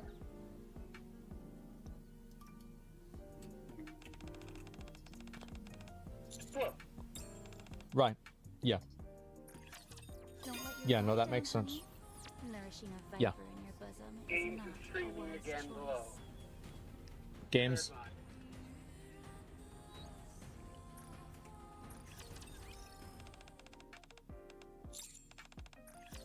How's it look? Okay. That's better. I won't call you on the Columbia comma there after streaming. Because that's cool. You know, it's kind of informal. Yeah, okay, great. I just can't stand to see that shit. Especially when you said about interchangeably, you want to choose a word you could spell. That was great. And then you spelled it fucking wrong. Remember how I used to go to Chuck E. Cheese every single time I got an A on a spelling test? Yeah, I don't remember going to Chuck E. Cheese either. Yeah, I don't. Yeah, I was gonna say I don't remember that. So. Yeah. Yeah, I know. You learned from your mom. Uh-huh. It was like the Rendezvous is. Oh, instead of rendezvous, right? Of course. Yeah, a big fucking name on the ship. Uh-huh. Okay. All right. Were we still having dinner today? Yeah, I was gonna ask you. You came on so fucking late. I know, I did. I figure I'll be over in like maybe a bit over an hour. Is that good? What are you thinking? Leaving at 7:30, 7:45. Yeah, something like that. Yeah, we want to be able to. Yeah, that's what I figured. Okay. All right, cool. I'll talk to you then. Okay, I'll try not to bother you too much, but I mean, I just had to get you on that Ender subscriptions after you said you picked one you knew how to spell. Yeah. Well, you know, that's what I thought. All right. Well, I'll talk to you later. All right. Yo, bye. Actually, I wish we were closer than this. My dad was a college professor and an executive at a publishing company. Specialized in language arts and grammar and English. I've been dealing with this my whole life. So, I think this is the this is basically this is the main reason, right, why people don't use game subscriptions. This is it, though, right? Very colorful language, yes, clearly. Still don't stick. I mean, I'm not a you know, usually you got the red squiggly, right? I mean, there it is. Sub doesn't make sense at all. If I want to play a game 1,000 hours over 5 years, that's 60 months of sub, and it could be $600, while buying the game would be $40 on sale. I think that it really depends on the way that people want to consume games. And I don't think that these things have to cannibalize each other at all. I think the truth is that you have a lot of people that love using having Xbox Game Pass because they are casual game players. They're going to play every new game for 3 hours. And then the next day, they play a new game for 3 more hours. And that's really it. That's all there was to it. And that's totally it's a totally fine thing. It's not a bad thing. But what I'm saying is that those are the people that something like an Xbox Game Pass or Ubisoft Plus is really designed for. But to say that the entire market has to move over to that, I think doesn't really make a lot of sense, because you're right. There are a lot of people who play one game for like 6 months. And maybe they play one other game, and that's a free-to-play game like Fortnite or something like that. So for them, it doesn't really make sense for them to pay for a subscription, because you kind of feel stupid. Like, how many of you guys feel kind of stupid? You only want to watch The Mandalorian, but you're subscribing to Disney Plus? I don't give a fuck about any of the other stuff on Disney Plus. I just want to watch The Mandalorian. Right? And I feel like a lot of you guys, yeah, there it is. And there's like other examples that are very similar to that. Like HBO Go is like that for Game of Thrones for me. Well, actually, to be fair, I was using my friend's account. But, you know, the same thing is the same, right? It's the same. Mandalorian fell hard. Oh, I don't know about that. I'm just talking about, like, people feel like they have to buy it. And so I think it can be, you can feel like you are wasting your money by doing that. The goal is to encourage you to watch other stuff and get sucked into their ecosystem. Yeah, and I think that's a great thing. I think that's good. Like, I am a Game Pass supporter and a Game Pass enjoyer. But at the same time, I can see why, obviously, people want to be able to buy and own a game too. Media releases content based on subscription timeframes too. It's all connected. And this is something that Sven obviously probably... Oh, he actually did follow-ups to this. Let's read the rest of what he said. And again, this is the guy who is literally... Is he the CEO, owner of Larian that made Baldur's Gate 3? Getting aboard to OK a project fueled by idealism is almost impossible, and idealism needs room to exist, even if it can lead to disaster. That's right. He's talking about the day before. Subscription models will always end up being cost-benefit analysis exercises intended to maximize profit. True. There's nothing wrong. And recently, Baldur's Gate 3 came to Xbox, but it did not come to Xbox Game Pass. Because he's like, bro, like, we spent fucking 10 years on this shit. Like, you can at least give us, like, $60, right? I mean, come on. And so, and I think that makes sense, right? For a lot of games. I think that Game Pass also really... Game Pass... Yeah, you're gonna have like the big games that come out, like Starfield, And, you know, I think that Liza P was on Game Pass as well. But, like, what Game Pass is really great at is giving people the ability to play a game that came out 4 years ago. It came out 9 years ago. And you can just try it out. Oh, I always heard people talking about this game. I'm going to just try it out. And that's great. And niche games, yeah, too. You're right about that. Aren't devs losing money with Game Pass? I don't think that there's a I think there are some devs that are losing money. Like, for example, I bet Bethesda lost money with Game Pass, and I bet Xbox paid them a massive premium to put their game on Game Pass. And I bet PlayStation does the same thing. Like, the reason why God of War is only on PlayStation is because PlayStation paid Santa Monica Studios millions of dollars for that to be the case. That's the reason. They own the studio. Well, there it is, right? I mean, I guess that's kind of a little bit different, but either way, I actually didn't know that. I'm glad I know that now. I didn't know that Sony actually owned Santa Monica Studio. That's crazy. But either way, Xbox owns Bethesda. Well, what I'm saying is that, like, these games, obviously, like, they don't own From Software. But I bet there's there is a reason that probably there is probably a I would say, like, 9-figure reason, maybe 10-figure reason why Bloodborne isn't on PC or any other platform. And it's because Sony probably paid From Software a ridiculous amount of money to keep it exclusive inside of the Sony ecosystem. That's the truth. It's not different. Yeah, blowing Blockbuster and renting a game from years ago. If you liked it, you bought it. If you didn't and you completed it, you usually get that much money. Yeah. Game Board Project. There's nothing wrong with that, but it may become a monopoly of subscription services. We're already all dependent on a select group of digital distribution platforms, and discoverability is brutal. Should those platforms all switch to subscription, it'll become savage. And this is why, for example, like, I like playing small games. Like, every time that I play a game, like, I also want to say, guys, I didn't talk about this a lot, but I talked to somebody from Pal World, and they got me a key to play the game. I started my stream late today because of some bullshit, but I will be playing the game pretty much. I want to play it all day tomorrow. That's my plan. Yeah, I'm going to be playing it all day tomorrow, and you know, exploring and figuring out what the game has to offer. So that's the plan. And like, you know, whenever I played a game, like, for example, oh, I don't know, like, I mean, Remnant's a pretty big game. Like V Rising, people watched me play the game, then they tried the game. Hollow Cure, Halls of Torment, fuck, like, is there, like, maybe Death Must Die? Like, some of these games that I played, Coffin, Vandy, and Lily, like, these are small games, and whenever I play the game and people see that and then they play the game, that is fulfilling to me. That feels good. That's awesome whenever that happens. So I want that to be the case. Last night's stream was awesome. Yeah, Hollow Knight. Well, that game was huge before I even played it, right? Let's see here.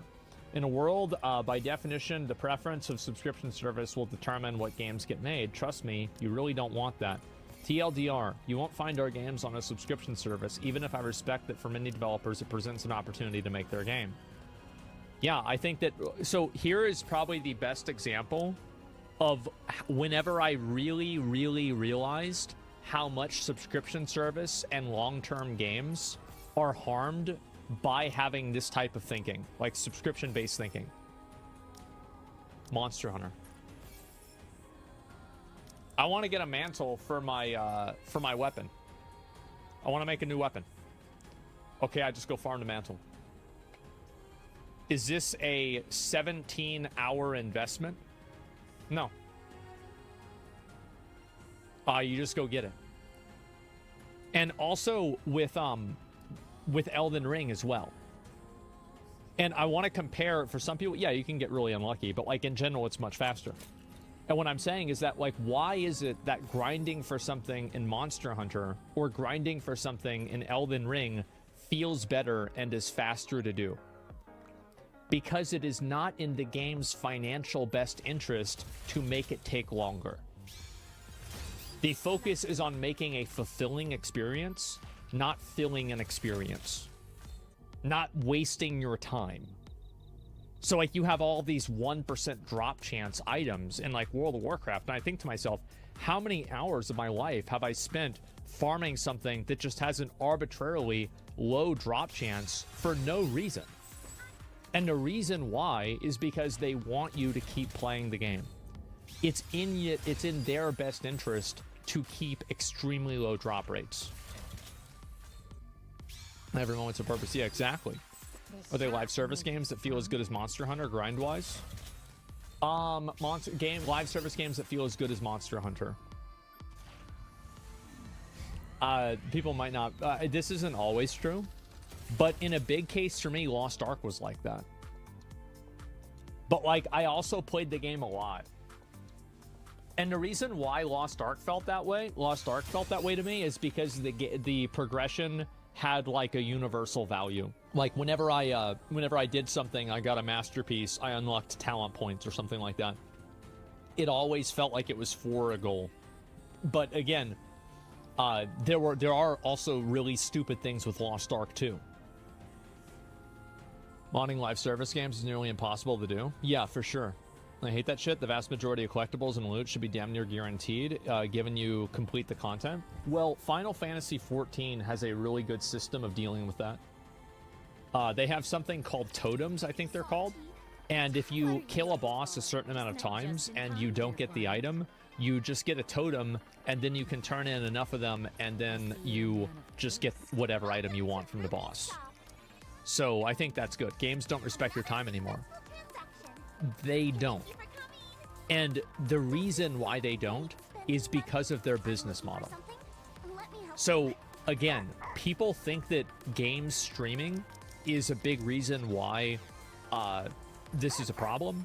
Like, I think it's like any subscription service at all. Like, I'll give you, okay, here's an even better example. Here's an example like everybody here knows. YouTube versus Twitch.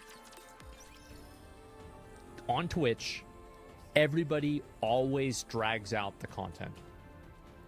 Everything is always getting stalled. There's always stalling.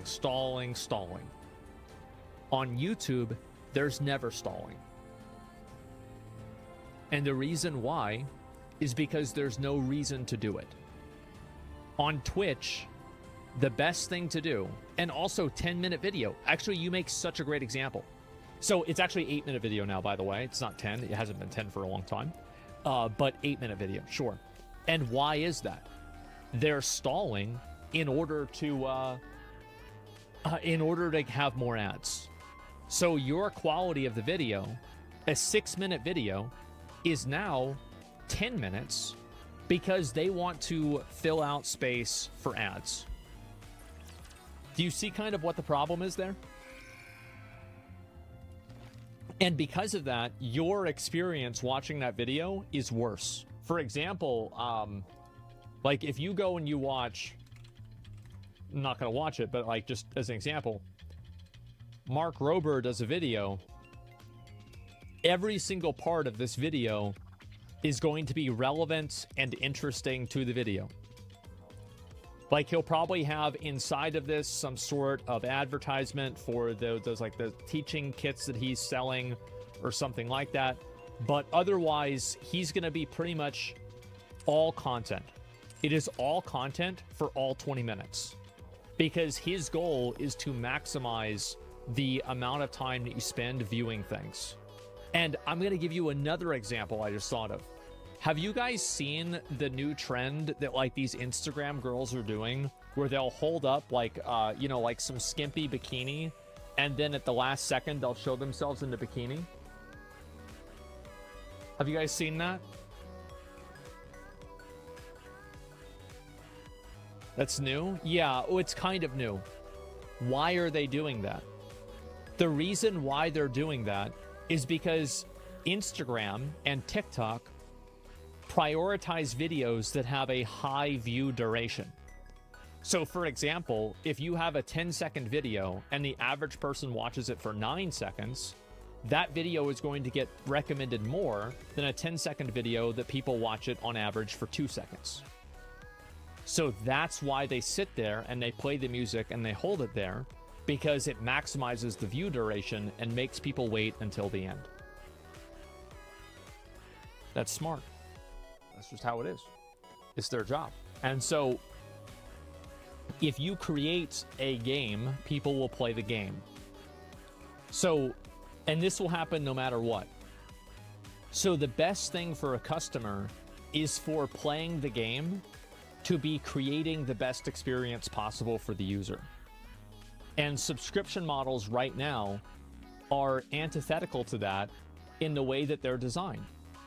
And I've used, like, I think now that I've provided like 4 examples, you can see where I'm coming from, right? So yeah, I definitely think that he brings up a lot of good points.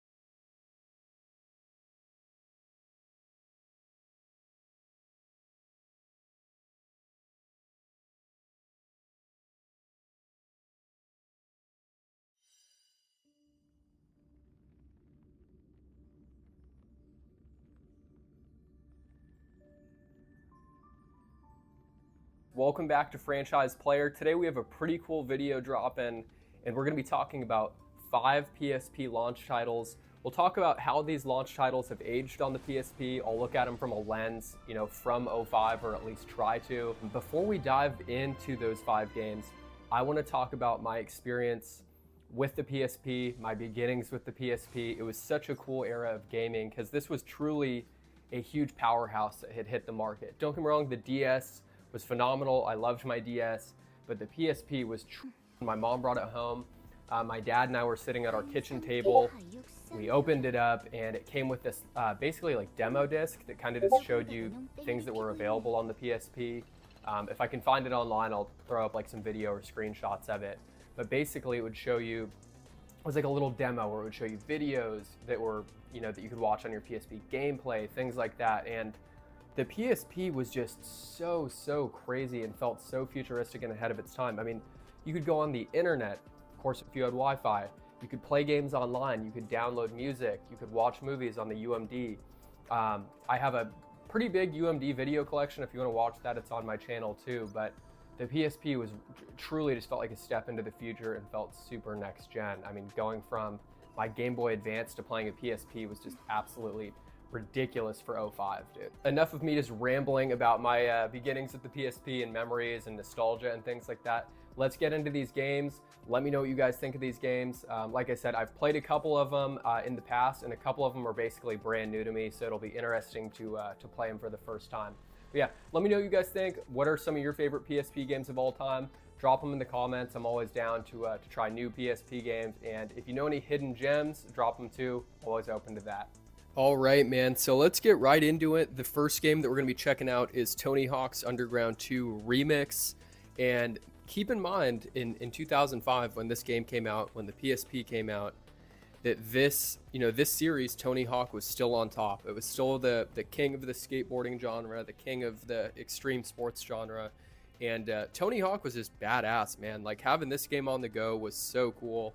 I originally grew up with having Tony Hawk Pro Skater on PS1 when I was super little, and Tony Hawk's Underground, I think, was kind of their last hurrah before a couple years later Skate came in and just absolutely destroyed Tony Hawk. So this was not one of the first PSP games I had, but I did actually have this physically on UMD back when I was a kid. And looking back, I went online, it looks like IGN and GameSpot gave it pretty solid reviews.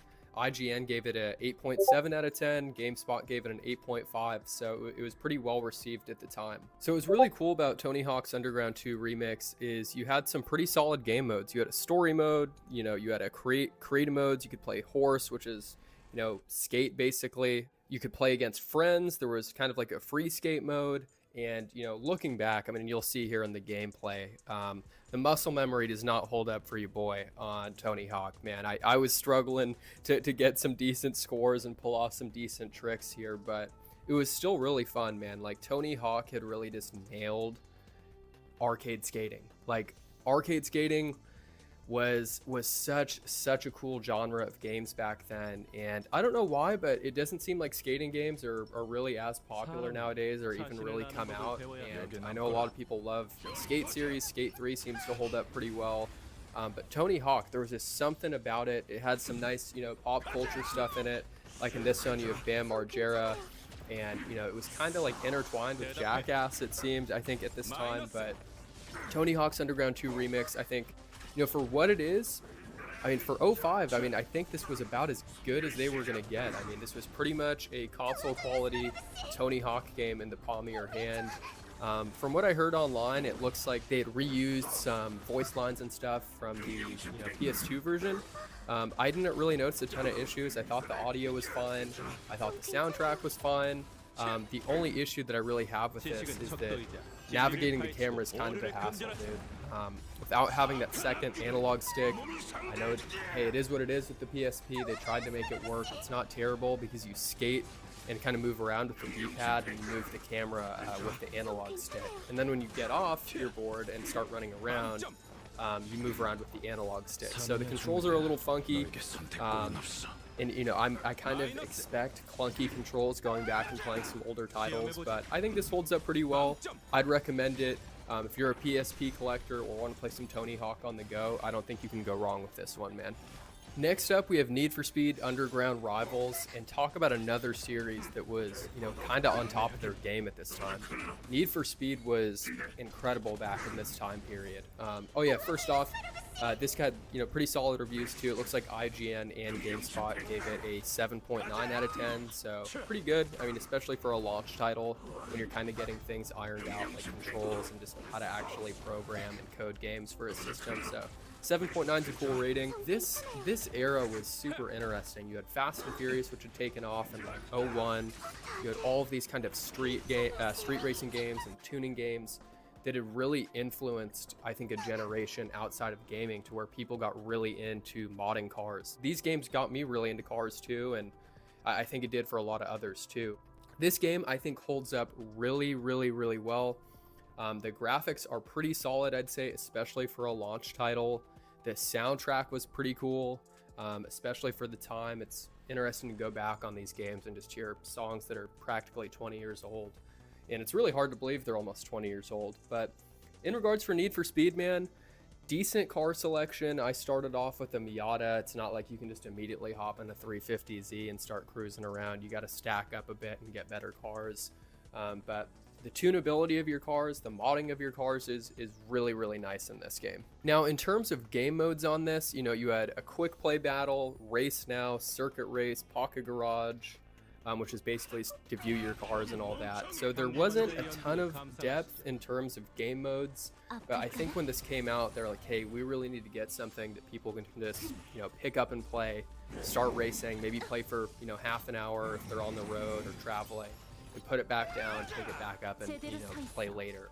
That's what I think was really cool about this era of games, is that they were truly handheld games, where it's like, hey, they were made for quick burst play, and especially at launch, right, where they were like, hey, are people really going to want to dive in and sink a ton of time into these games? Do we even need to do a career mode, or should we just have some quick play options where you can customize your cars, pick up some new cars, and our people are going to be satisfied with that? But yeah, overall, I was really impressed with how Need for Speed Underground Rivals holds up graphically, especially for a launch title. You never know what you're going to get, but I think this looks pretty solid. The steering actually took me a little while to get used to, but after a few races, I was like, all right, cool, man, I got it, I'm used to it. But yeah, as you guys can see in the gameplay, I think it looks pretty good. I think Need for Speed is a play. I didn't have this originally when it came out, and this was my first time playing it on PSP. I think there's better racing options out there now for a PSP if you want to play. I think Burnout is just much more fun on the go. This is still a solid game. I don't think you can go wrong playing it, especially if you're a Need for Speed fan. But let's hop into the next game. Okay, so next up here for a PSP launch title, we have Ape Escape on the Loose. And this was rated, it looks like, a 7 out of 10 by IGN. And it definitely had some negative comments against it, and I'll get into that in just a sec here because I feel the same way. But yeah, 7 out of 10. This was a remake of the, I guess, original Ape Escape from '99 on PS1. So it's gonna have better graphics and some quality of life improvements, things like that. I don't know exactly what improvements. I never played the first Ape Escape on PS1, so who knows? If you're an Ape Escape fan, let me know. But yeah, I think graphically this game looks pretty cool still. I think it looks decent. With art styles like this, they're always pretty much going to age well. That's why older Nintendo games, for example, always look pretty solid. Like you can go back to a Nintendo 64 game or GameCube game and it doesn't look terrible because they don't necessarily go for realism. But yeah, like I said, graphically, I think this game holds up. It has a pretty cool art style, which I really like. But yeah, let's talk about IGN and other reviewers' complaint of it and my personal complaint. So even in 05, man, this was kind of an issue of not having a second analog stick. Mind you, I'd hopped on and just briefly played this, but when you're going around trying to catch the apes and capture them, dude, it's a huge pain because you constantly have to change the camera, basically. I think it's with L or R, which like refocuses the camera and turns it around. Because with that analog stick on the PSP, that's how you're moving. It's not the D-pad. So you have to constantly use L or R to recenter the camera, and then the face buttons are what you're going to use to either attack or capture the ape. So yeah, that was kind of a hassle. I could definitely see back then how it would have been a huge deal because people were like, hey dude, like I've been used to playing the Ape Escape games and never had issues like this with the camera. So I think it was kind of a hassle. Ape Escape is a cool game. I mean, it's a cool series. It's not one of my favorite games or series of all time, that's for sure. I probably enjoyed this one the least on the list, man, to be real, out of the 5. So I don't know, maybe worth it if you can get it for cheap or download it if you have a modded PSP. But yeah, I don't think I'd really recommend this one a ton, at least on this list. So this is the only sports game I have on the list, and before you guys start tripping out and go, man, I don't care about old sports games, they age terribly, I don't even like sports, take a second to just watch this, right? MVP Baseball 05 is widely regarded as one of, if not the best baseball game of all time. Graphically, yes, sure, it does not hold up very well like most sports games, but when this came out, this was a game changer. It was only rated a 7.7 by GameSpot, but I'll have a review by Soft Drink TV, I'll put it on screen here, where he does like a deep dive on this game, and it will kind of tell you what's great about it rather than me rambling about it. But he does a great job. I'll drop it on the screen. But yeah, this game, you know, feels identical to the console counterpart in my opinion. I had this on PS2 back in the day and played it a ton. So of course we had to get it on PSP.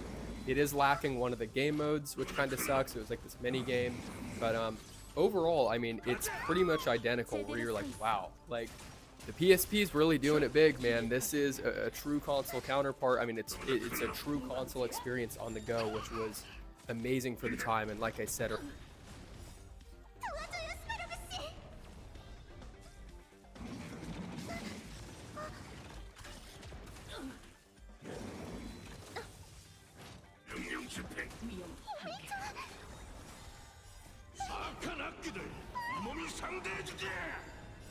작별할 시간이야.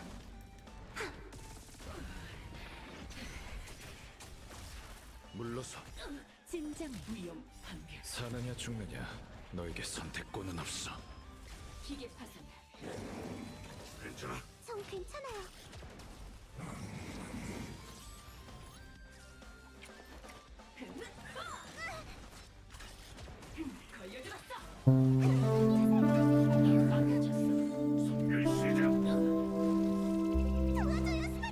Okay, look what I got for you guys. Oh, I'm too scared to play it.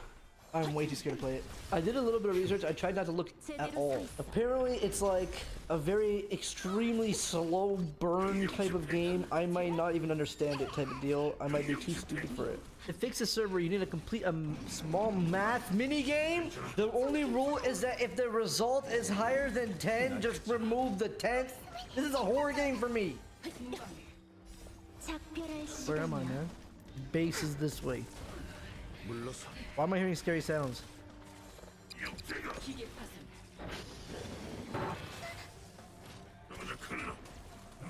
Guys, what the f is this? Is this my base? Why is it dirty as hell? I think we gotta turn on the power because oh, never mind. What the fuck? No, I don't play this shit. No, you guys are fucking weird, man. 너에게 선택권은 없어. Bitch. Yeah, I ain't scared of you. Alright, we're gonna clean up this shit. We should put some happy music, like bum bum bum bum bum bum Maybe it's not so bad after all. So this is my home for real. I'm actually gonna live like this. I feel like we should deal with the garbage before we learn anything. We'll just keep the garbage there. Mates come soon. Oh yeah, this room. I forgot about this room. Oh fuck!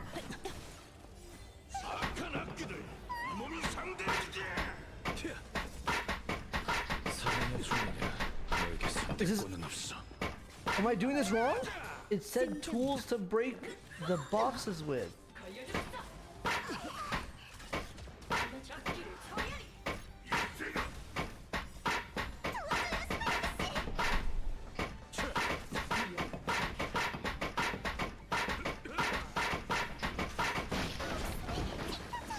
What? I swear I saw the minion face. Did I see the minion face? I see the minions. Alright, let's try this shit out. No signal. All I've done is a burger. That's literally the only thing I've done in this fucking game. What is it trying to say? I need help, bro. I need an helper, bro. I feel like Disney would help me figure this shit. Wait, so you have to like filter it right? I almost broke it. No, but it's going up though, look. So I think you're trying to like filter it to get full image quality. 47%. Like, what about on the right hand side? Was that module not found? You get to put something in that, Johnson? Oh. It's done. I'm scared.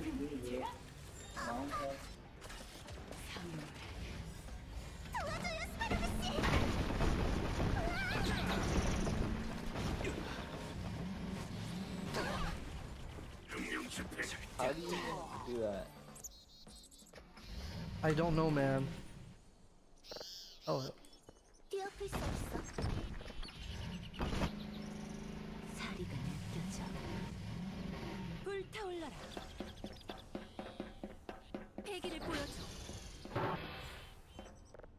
Oh.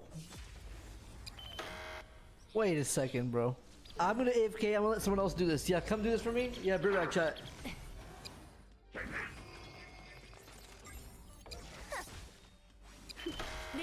Which one did I fuck up?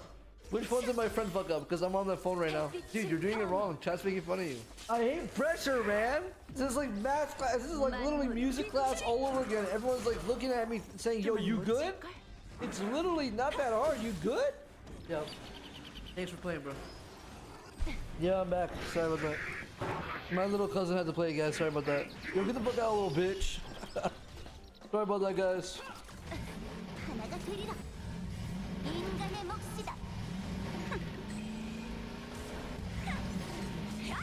Guys, is the sound low for me? Fucking Christ, this fucking game. Never mind. 7, 10, 11. Dude, this guy has no legs. You know what though? Here's something weird, and I don't ever do this. This is actually a very strange thing. Because if you believe me, then I hope you believe me. But we walked into a CVS.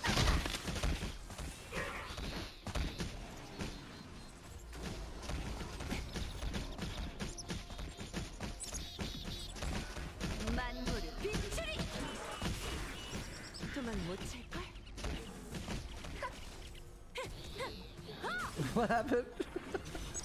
I like this game a lot, Chad. It's actually really cool. Does it need to get to 100? So shall we?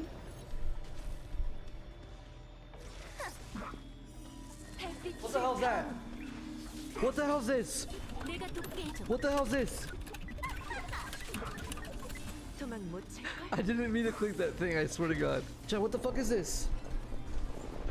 How the fuck do I get out of the nightmare?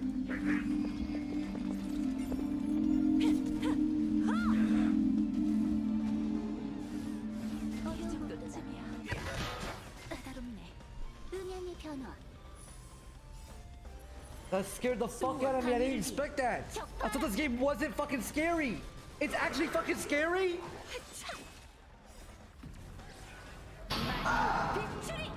What was that? What was that?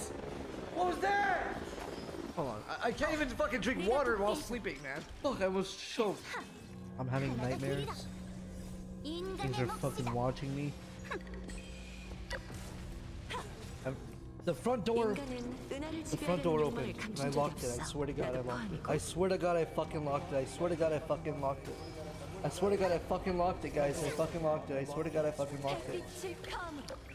Okay, we're saved. Hey. Oh my God, my phone went off. Holy shit. Your screen time was down 20%. Wait, is everything off? Okay, how do I get the power back on?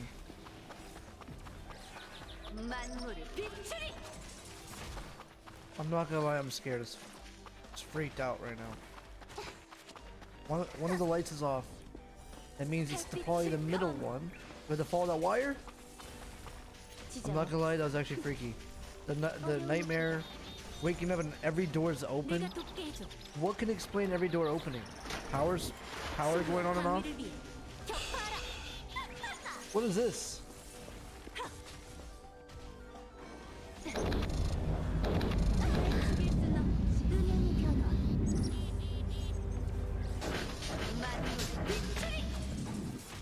Downloaded the new thing. Exoplanet. All this garbage. How do you sell the garbage? Trash bags under my pizza?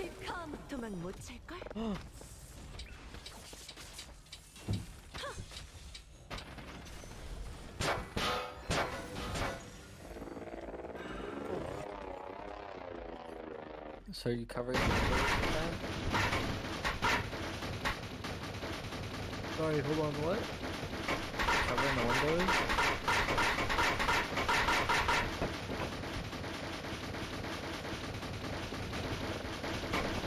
I said, are you covering the windows? Yes, I'm scared of the fucking noise of the stuff.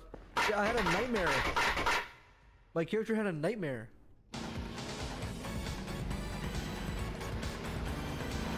Oh my God. Oh my.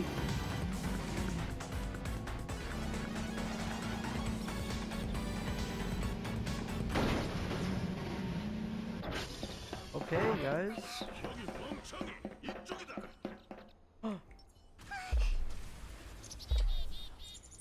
Fake? Are those not real? The fuck? Fake ass burgers. Why is there burger? Am I hallucinating? I'm hallucinating. I'm literally. I think I'm hallucinating. Guys.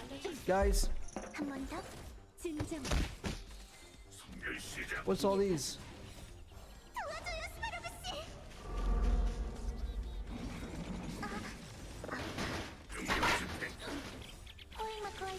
Was that there last time? I don't think that was there last time. How do you guys add up 3 plus 5 in your head? Do you do the thing where it's like, you know 2 plus 3 equals 5, so you do that? The 2 plus the 8 is 10, and then what's left is a 3? That's how I do it. Do fat person math? What does it even mean? 7 plus 8! How the fuck does anyone even know this? 7 minus 8? Is it the same thing? Chat, this game is scary. Fucking done. I am fucking done, man. Let's check if all my servers are good. Ah! What was that? What was that? Is that normal? Is that normal? Is that normal? So when the power is out, the door opens? Is that what happens? Level 2. Oh, that's how you level it. Oh, shit. Oh! Did I break it? Okay, wait, hold on a second. Where the fuck is the mannequins?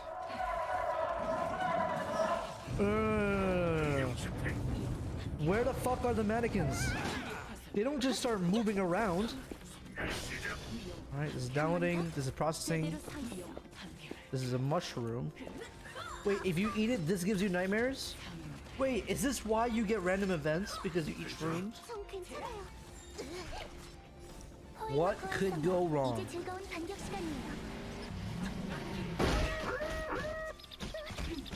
Yeah, no.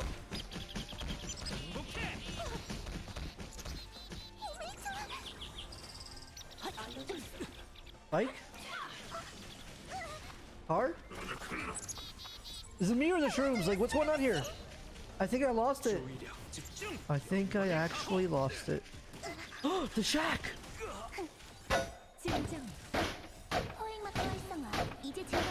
You can get up?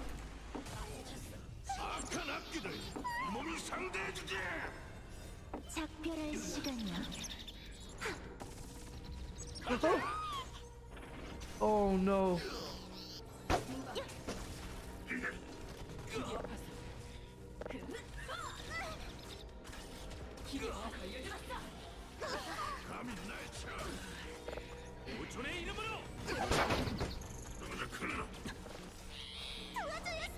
How the fuck do I get out of here?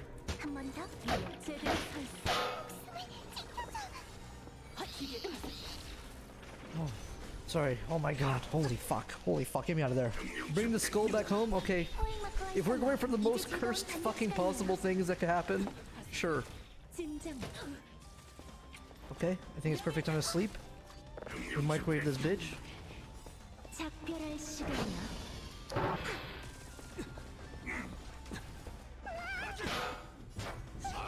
Is this a bad idea?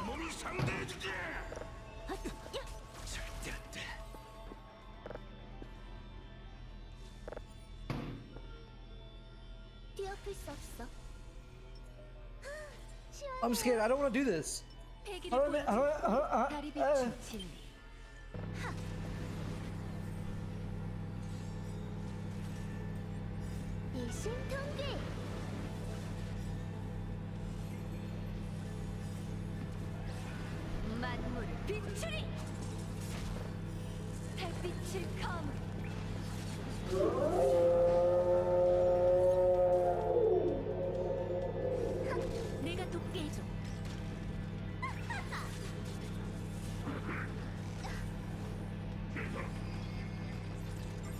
Are you fucking serious? Are you fucking serious right now or no? No, I don't like this game anymore. I'm fucking scared. You guys, I thought you guys were trolling with this fucking goat thing. No, what did you guys do? What did you guys do? What happened? Somebody tell me what it does. A Wendigo haunts the forest now? Is there footage of this thing? Ah!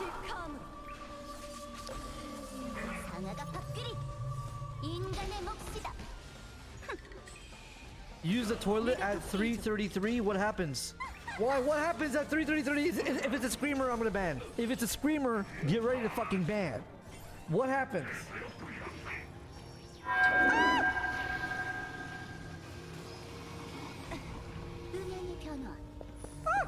That fucking telescope always scares me, man. I don't want to play. I don't want to play. I don't want to do math. Guys, he said to check if something started, try pausing, and I can't pause. What's happening? I can't play. I can't play. I can't play. It's getting closer. I am scared. I am scared.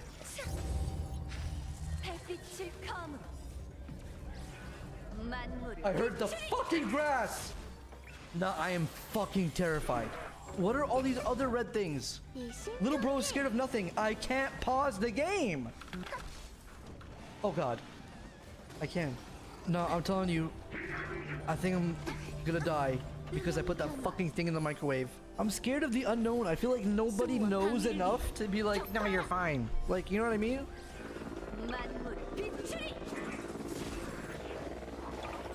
Ah, fucking Christ.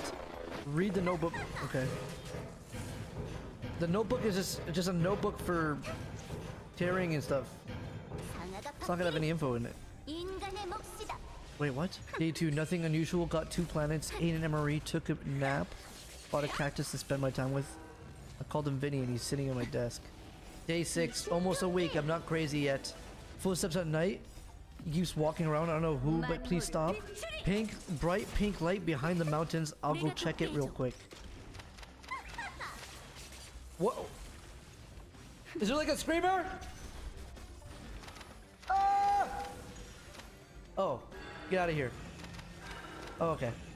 I did get the power sword password changer.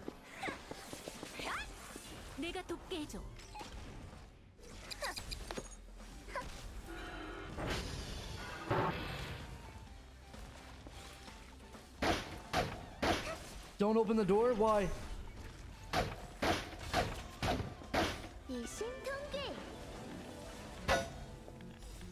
If this opens when I sleep or something, I'm scared. Okay, I'm gonna Potato Tower, let's see your messages, all your messages if you're trolling. Because your picture right now, I don't know if you're serious or not.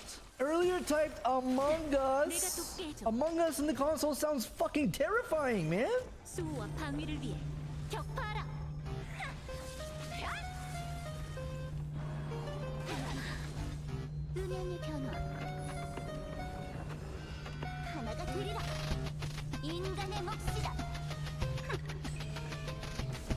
Radar.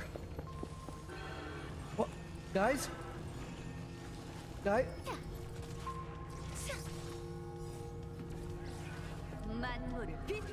Guys? Guys? They're here.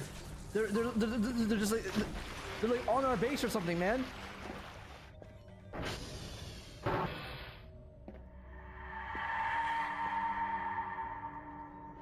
Did you see it? On the left side of the window, a horned creature reveals its face for just a moment.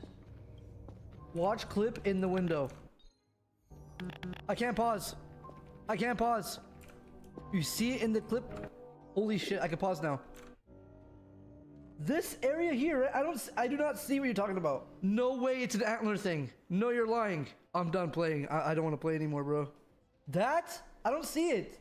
Are you guys scared? Because I don't want to play this game anymore. Fuck this game. I feel like we don't know anything of what's going on, and it's fucking... I'm scared. I am scared. Wait, what if it was just the flowers?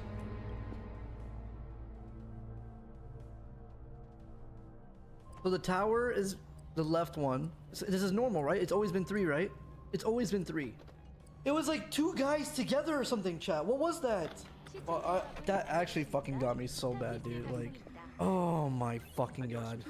And then you guys saw a face, and I don't see the face. I hate that. I hate that. I hate that. You guys really think there's a face?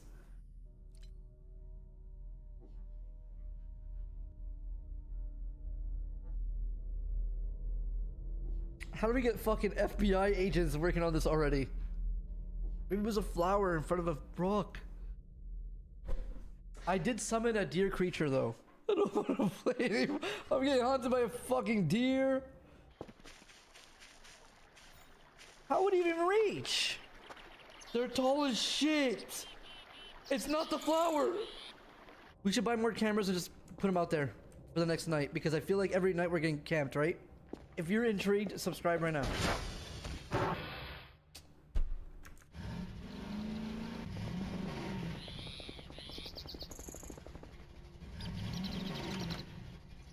Was something following me? Bro, I'm hearing things. I don't know if I'm just fucking stupid. Like, I'm freaking out. I have an idea.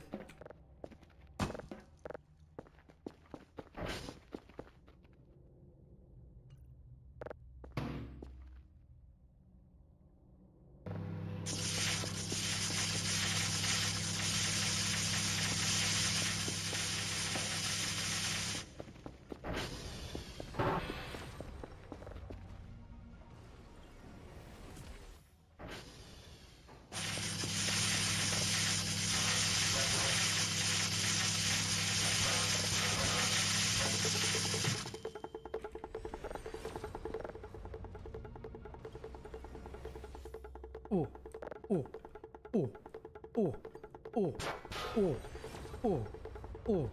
Shall we go to Romeo with a pumpkin? Are you all ready for this event to happen that's apparently crazy? I don't want to do this. Is that the cave? Because that looks like a fucking cave. I don't want to be here. I'm not gonna lie, I don't like this. Like, I just don't like that you guys know what is going on and I do not know what is going on.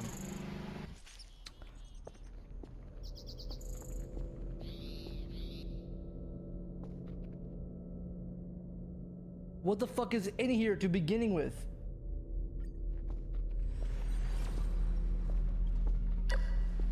Oh yeah. I have no flashlight. Okay, right here is good. I'm fucking terrified. Sorry for screaming. I'm just fucking mad.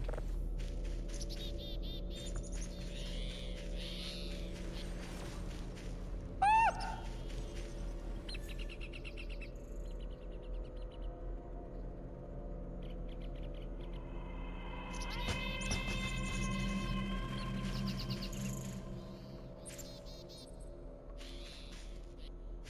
Oh, is it just gone? Is he just gonna be wandering around? I will not go in there. Literally where I gave up, the game would have I would have never known if I like in my brain I would have thought, oh fuck, the epic swords down there. Gun in corner.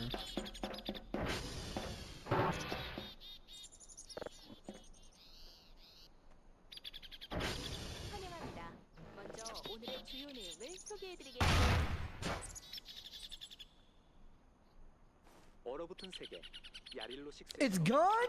I needed that.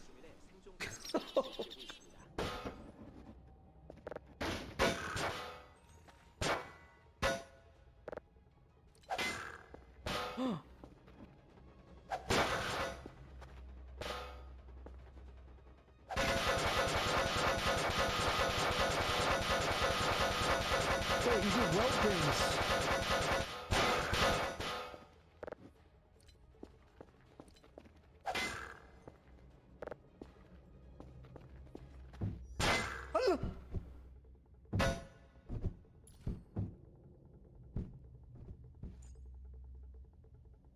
Was that an event or?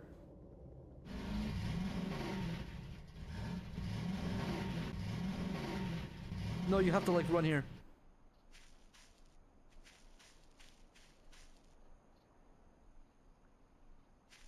Did we get there? Like, how do I get around in there?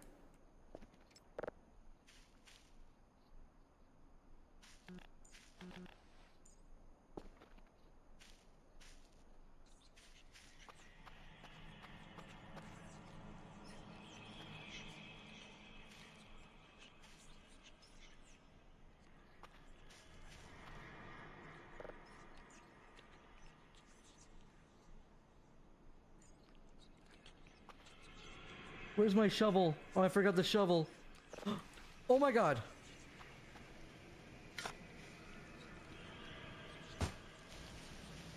Why does it feel so weird?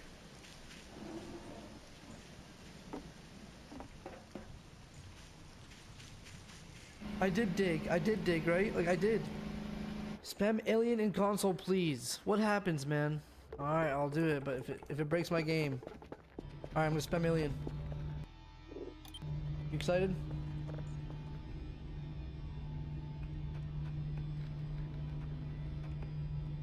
So there's nothing the whole time?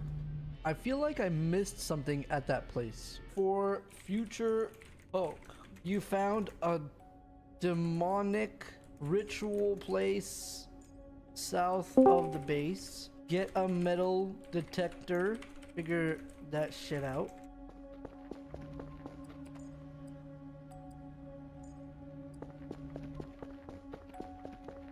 Ah, fuck!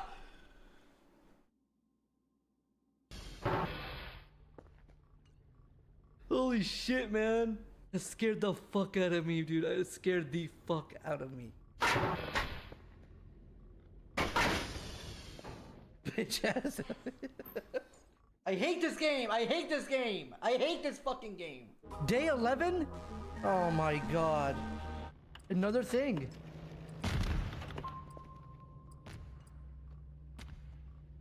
What the fuck is happening? What the fuck is happening? Ah! Fucking fuck! Why is he here again? Why is he here again? Why is he here again? Why do we just jump into this fucking madness? For future poke, you found a demonic ritual place south of the base. Get a metal detector and figure that shit out. Yeah, maybe not right now. Maybe later. Oh shit, I need to sleep.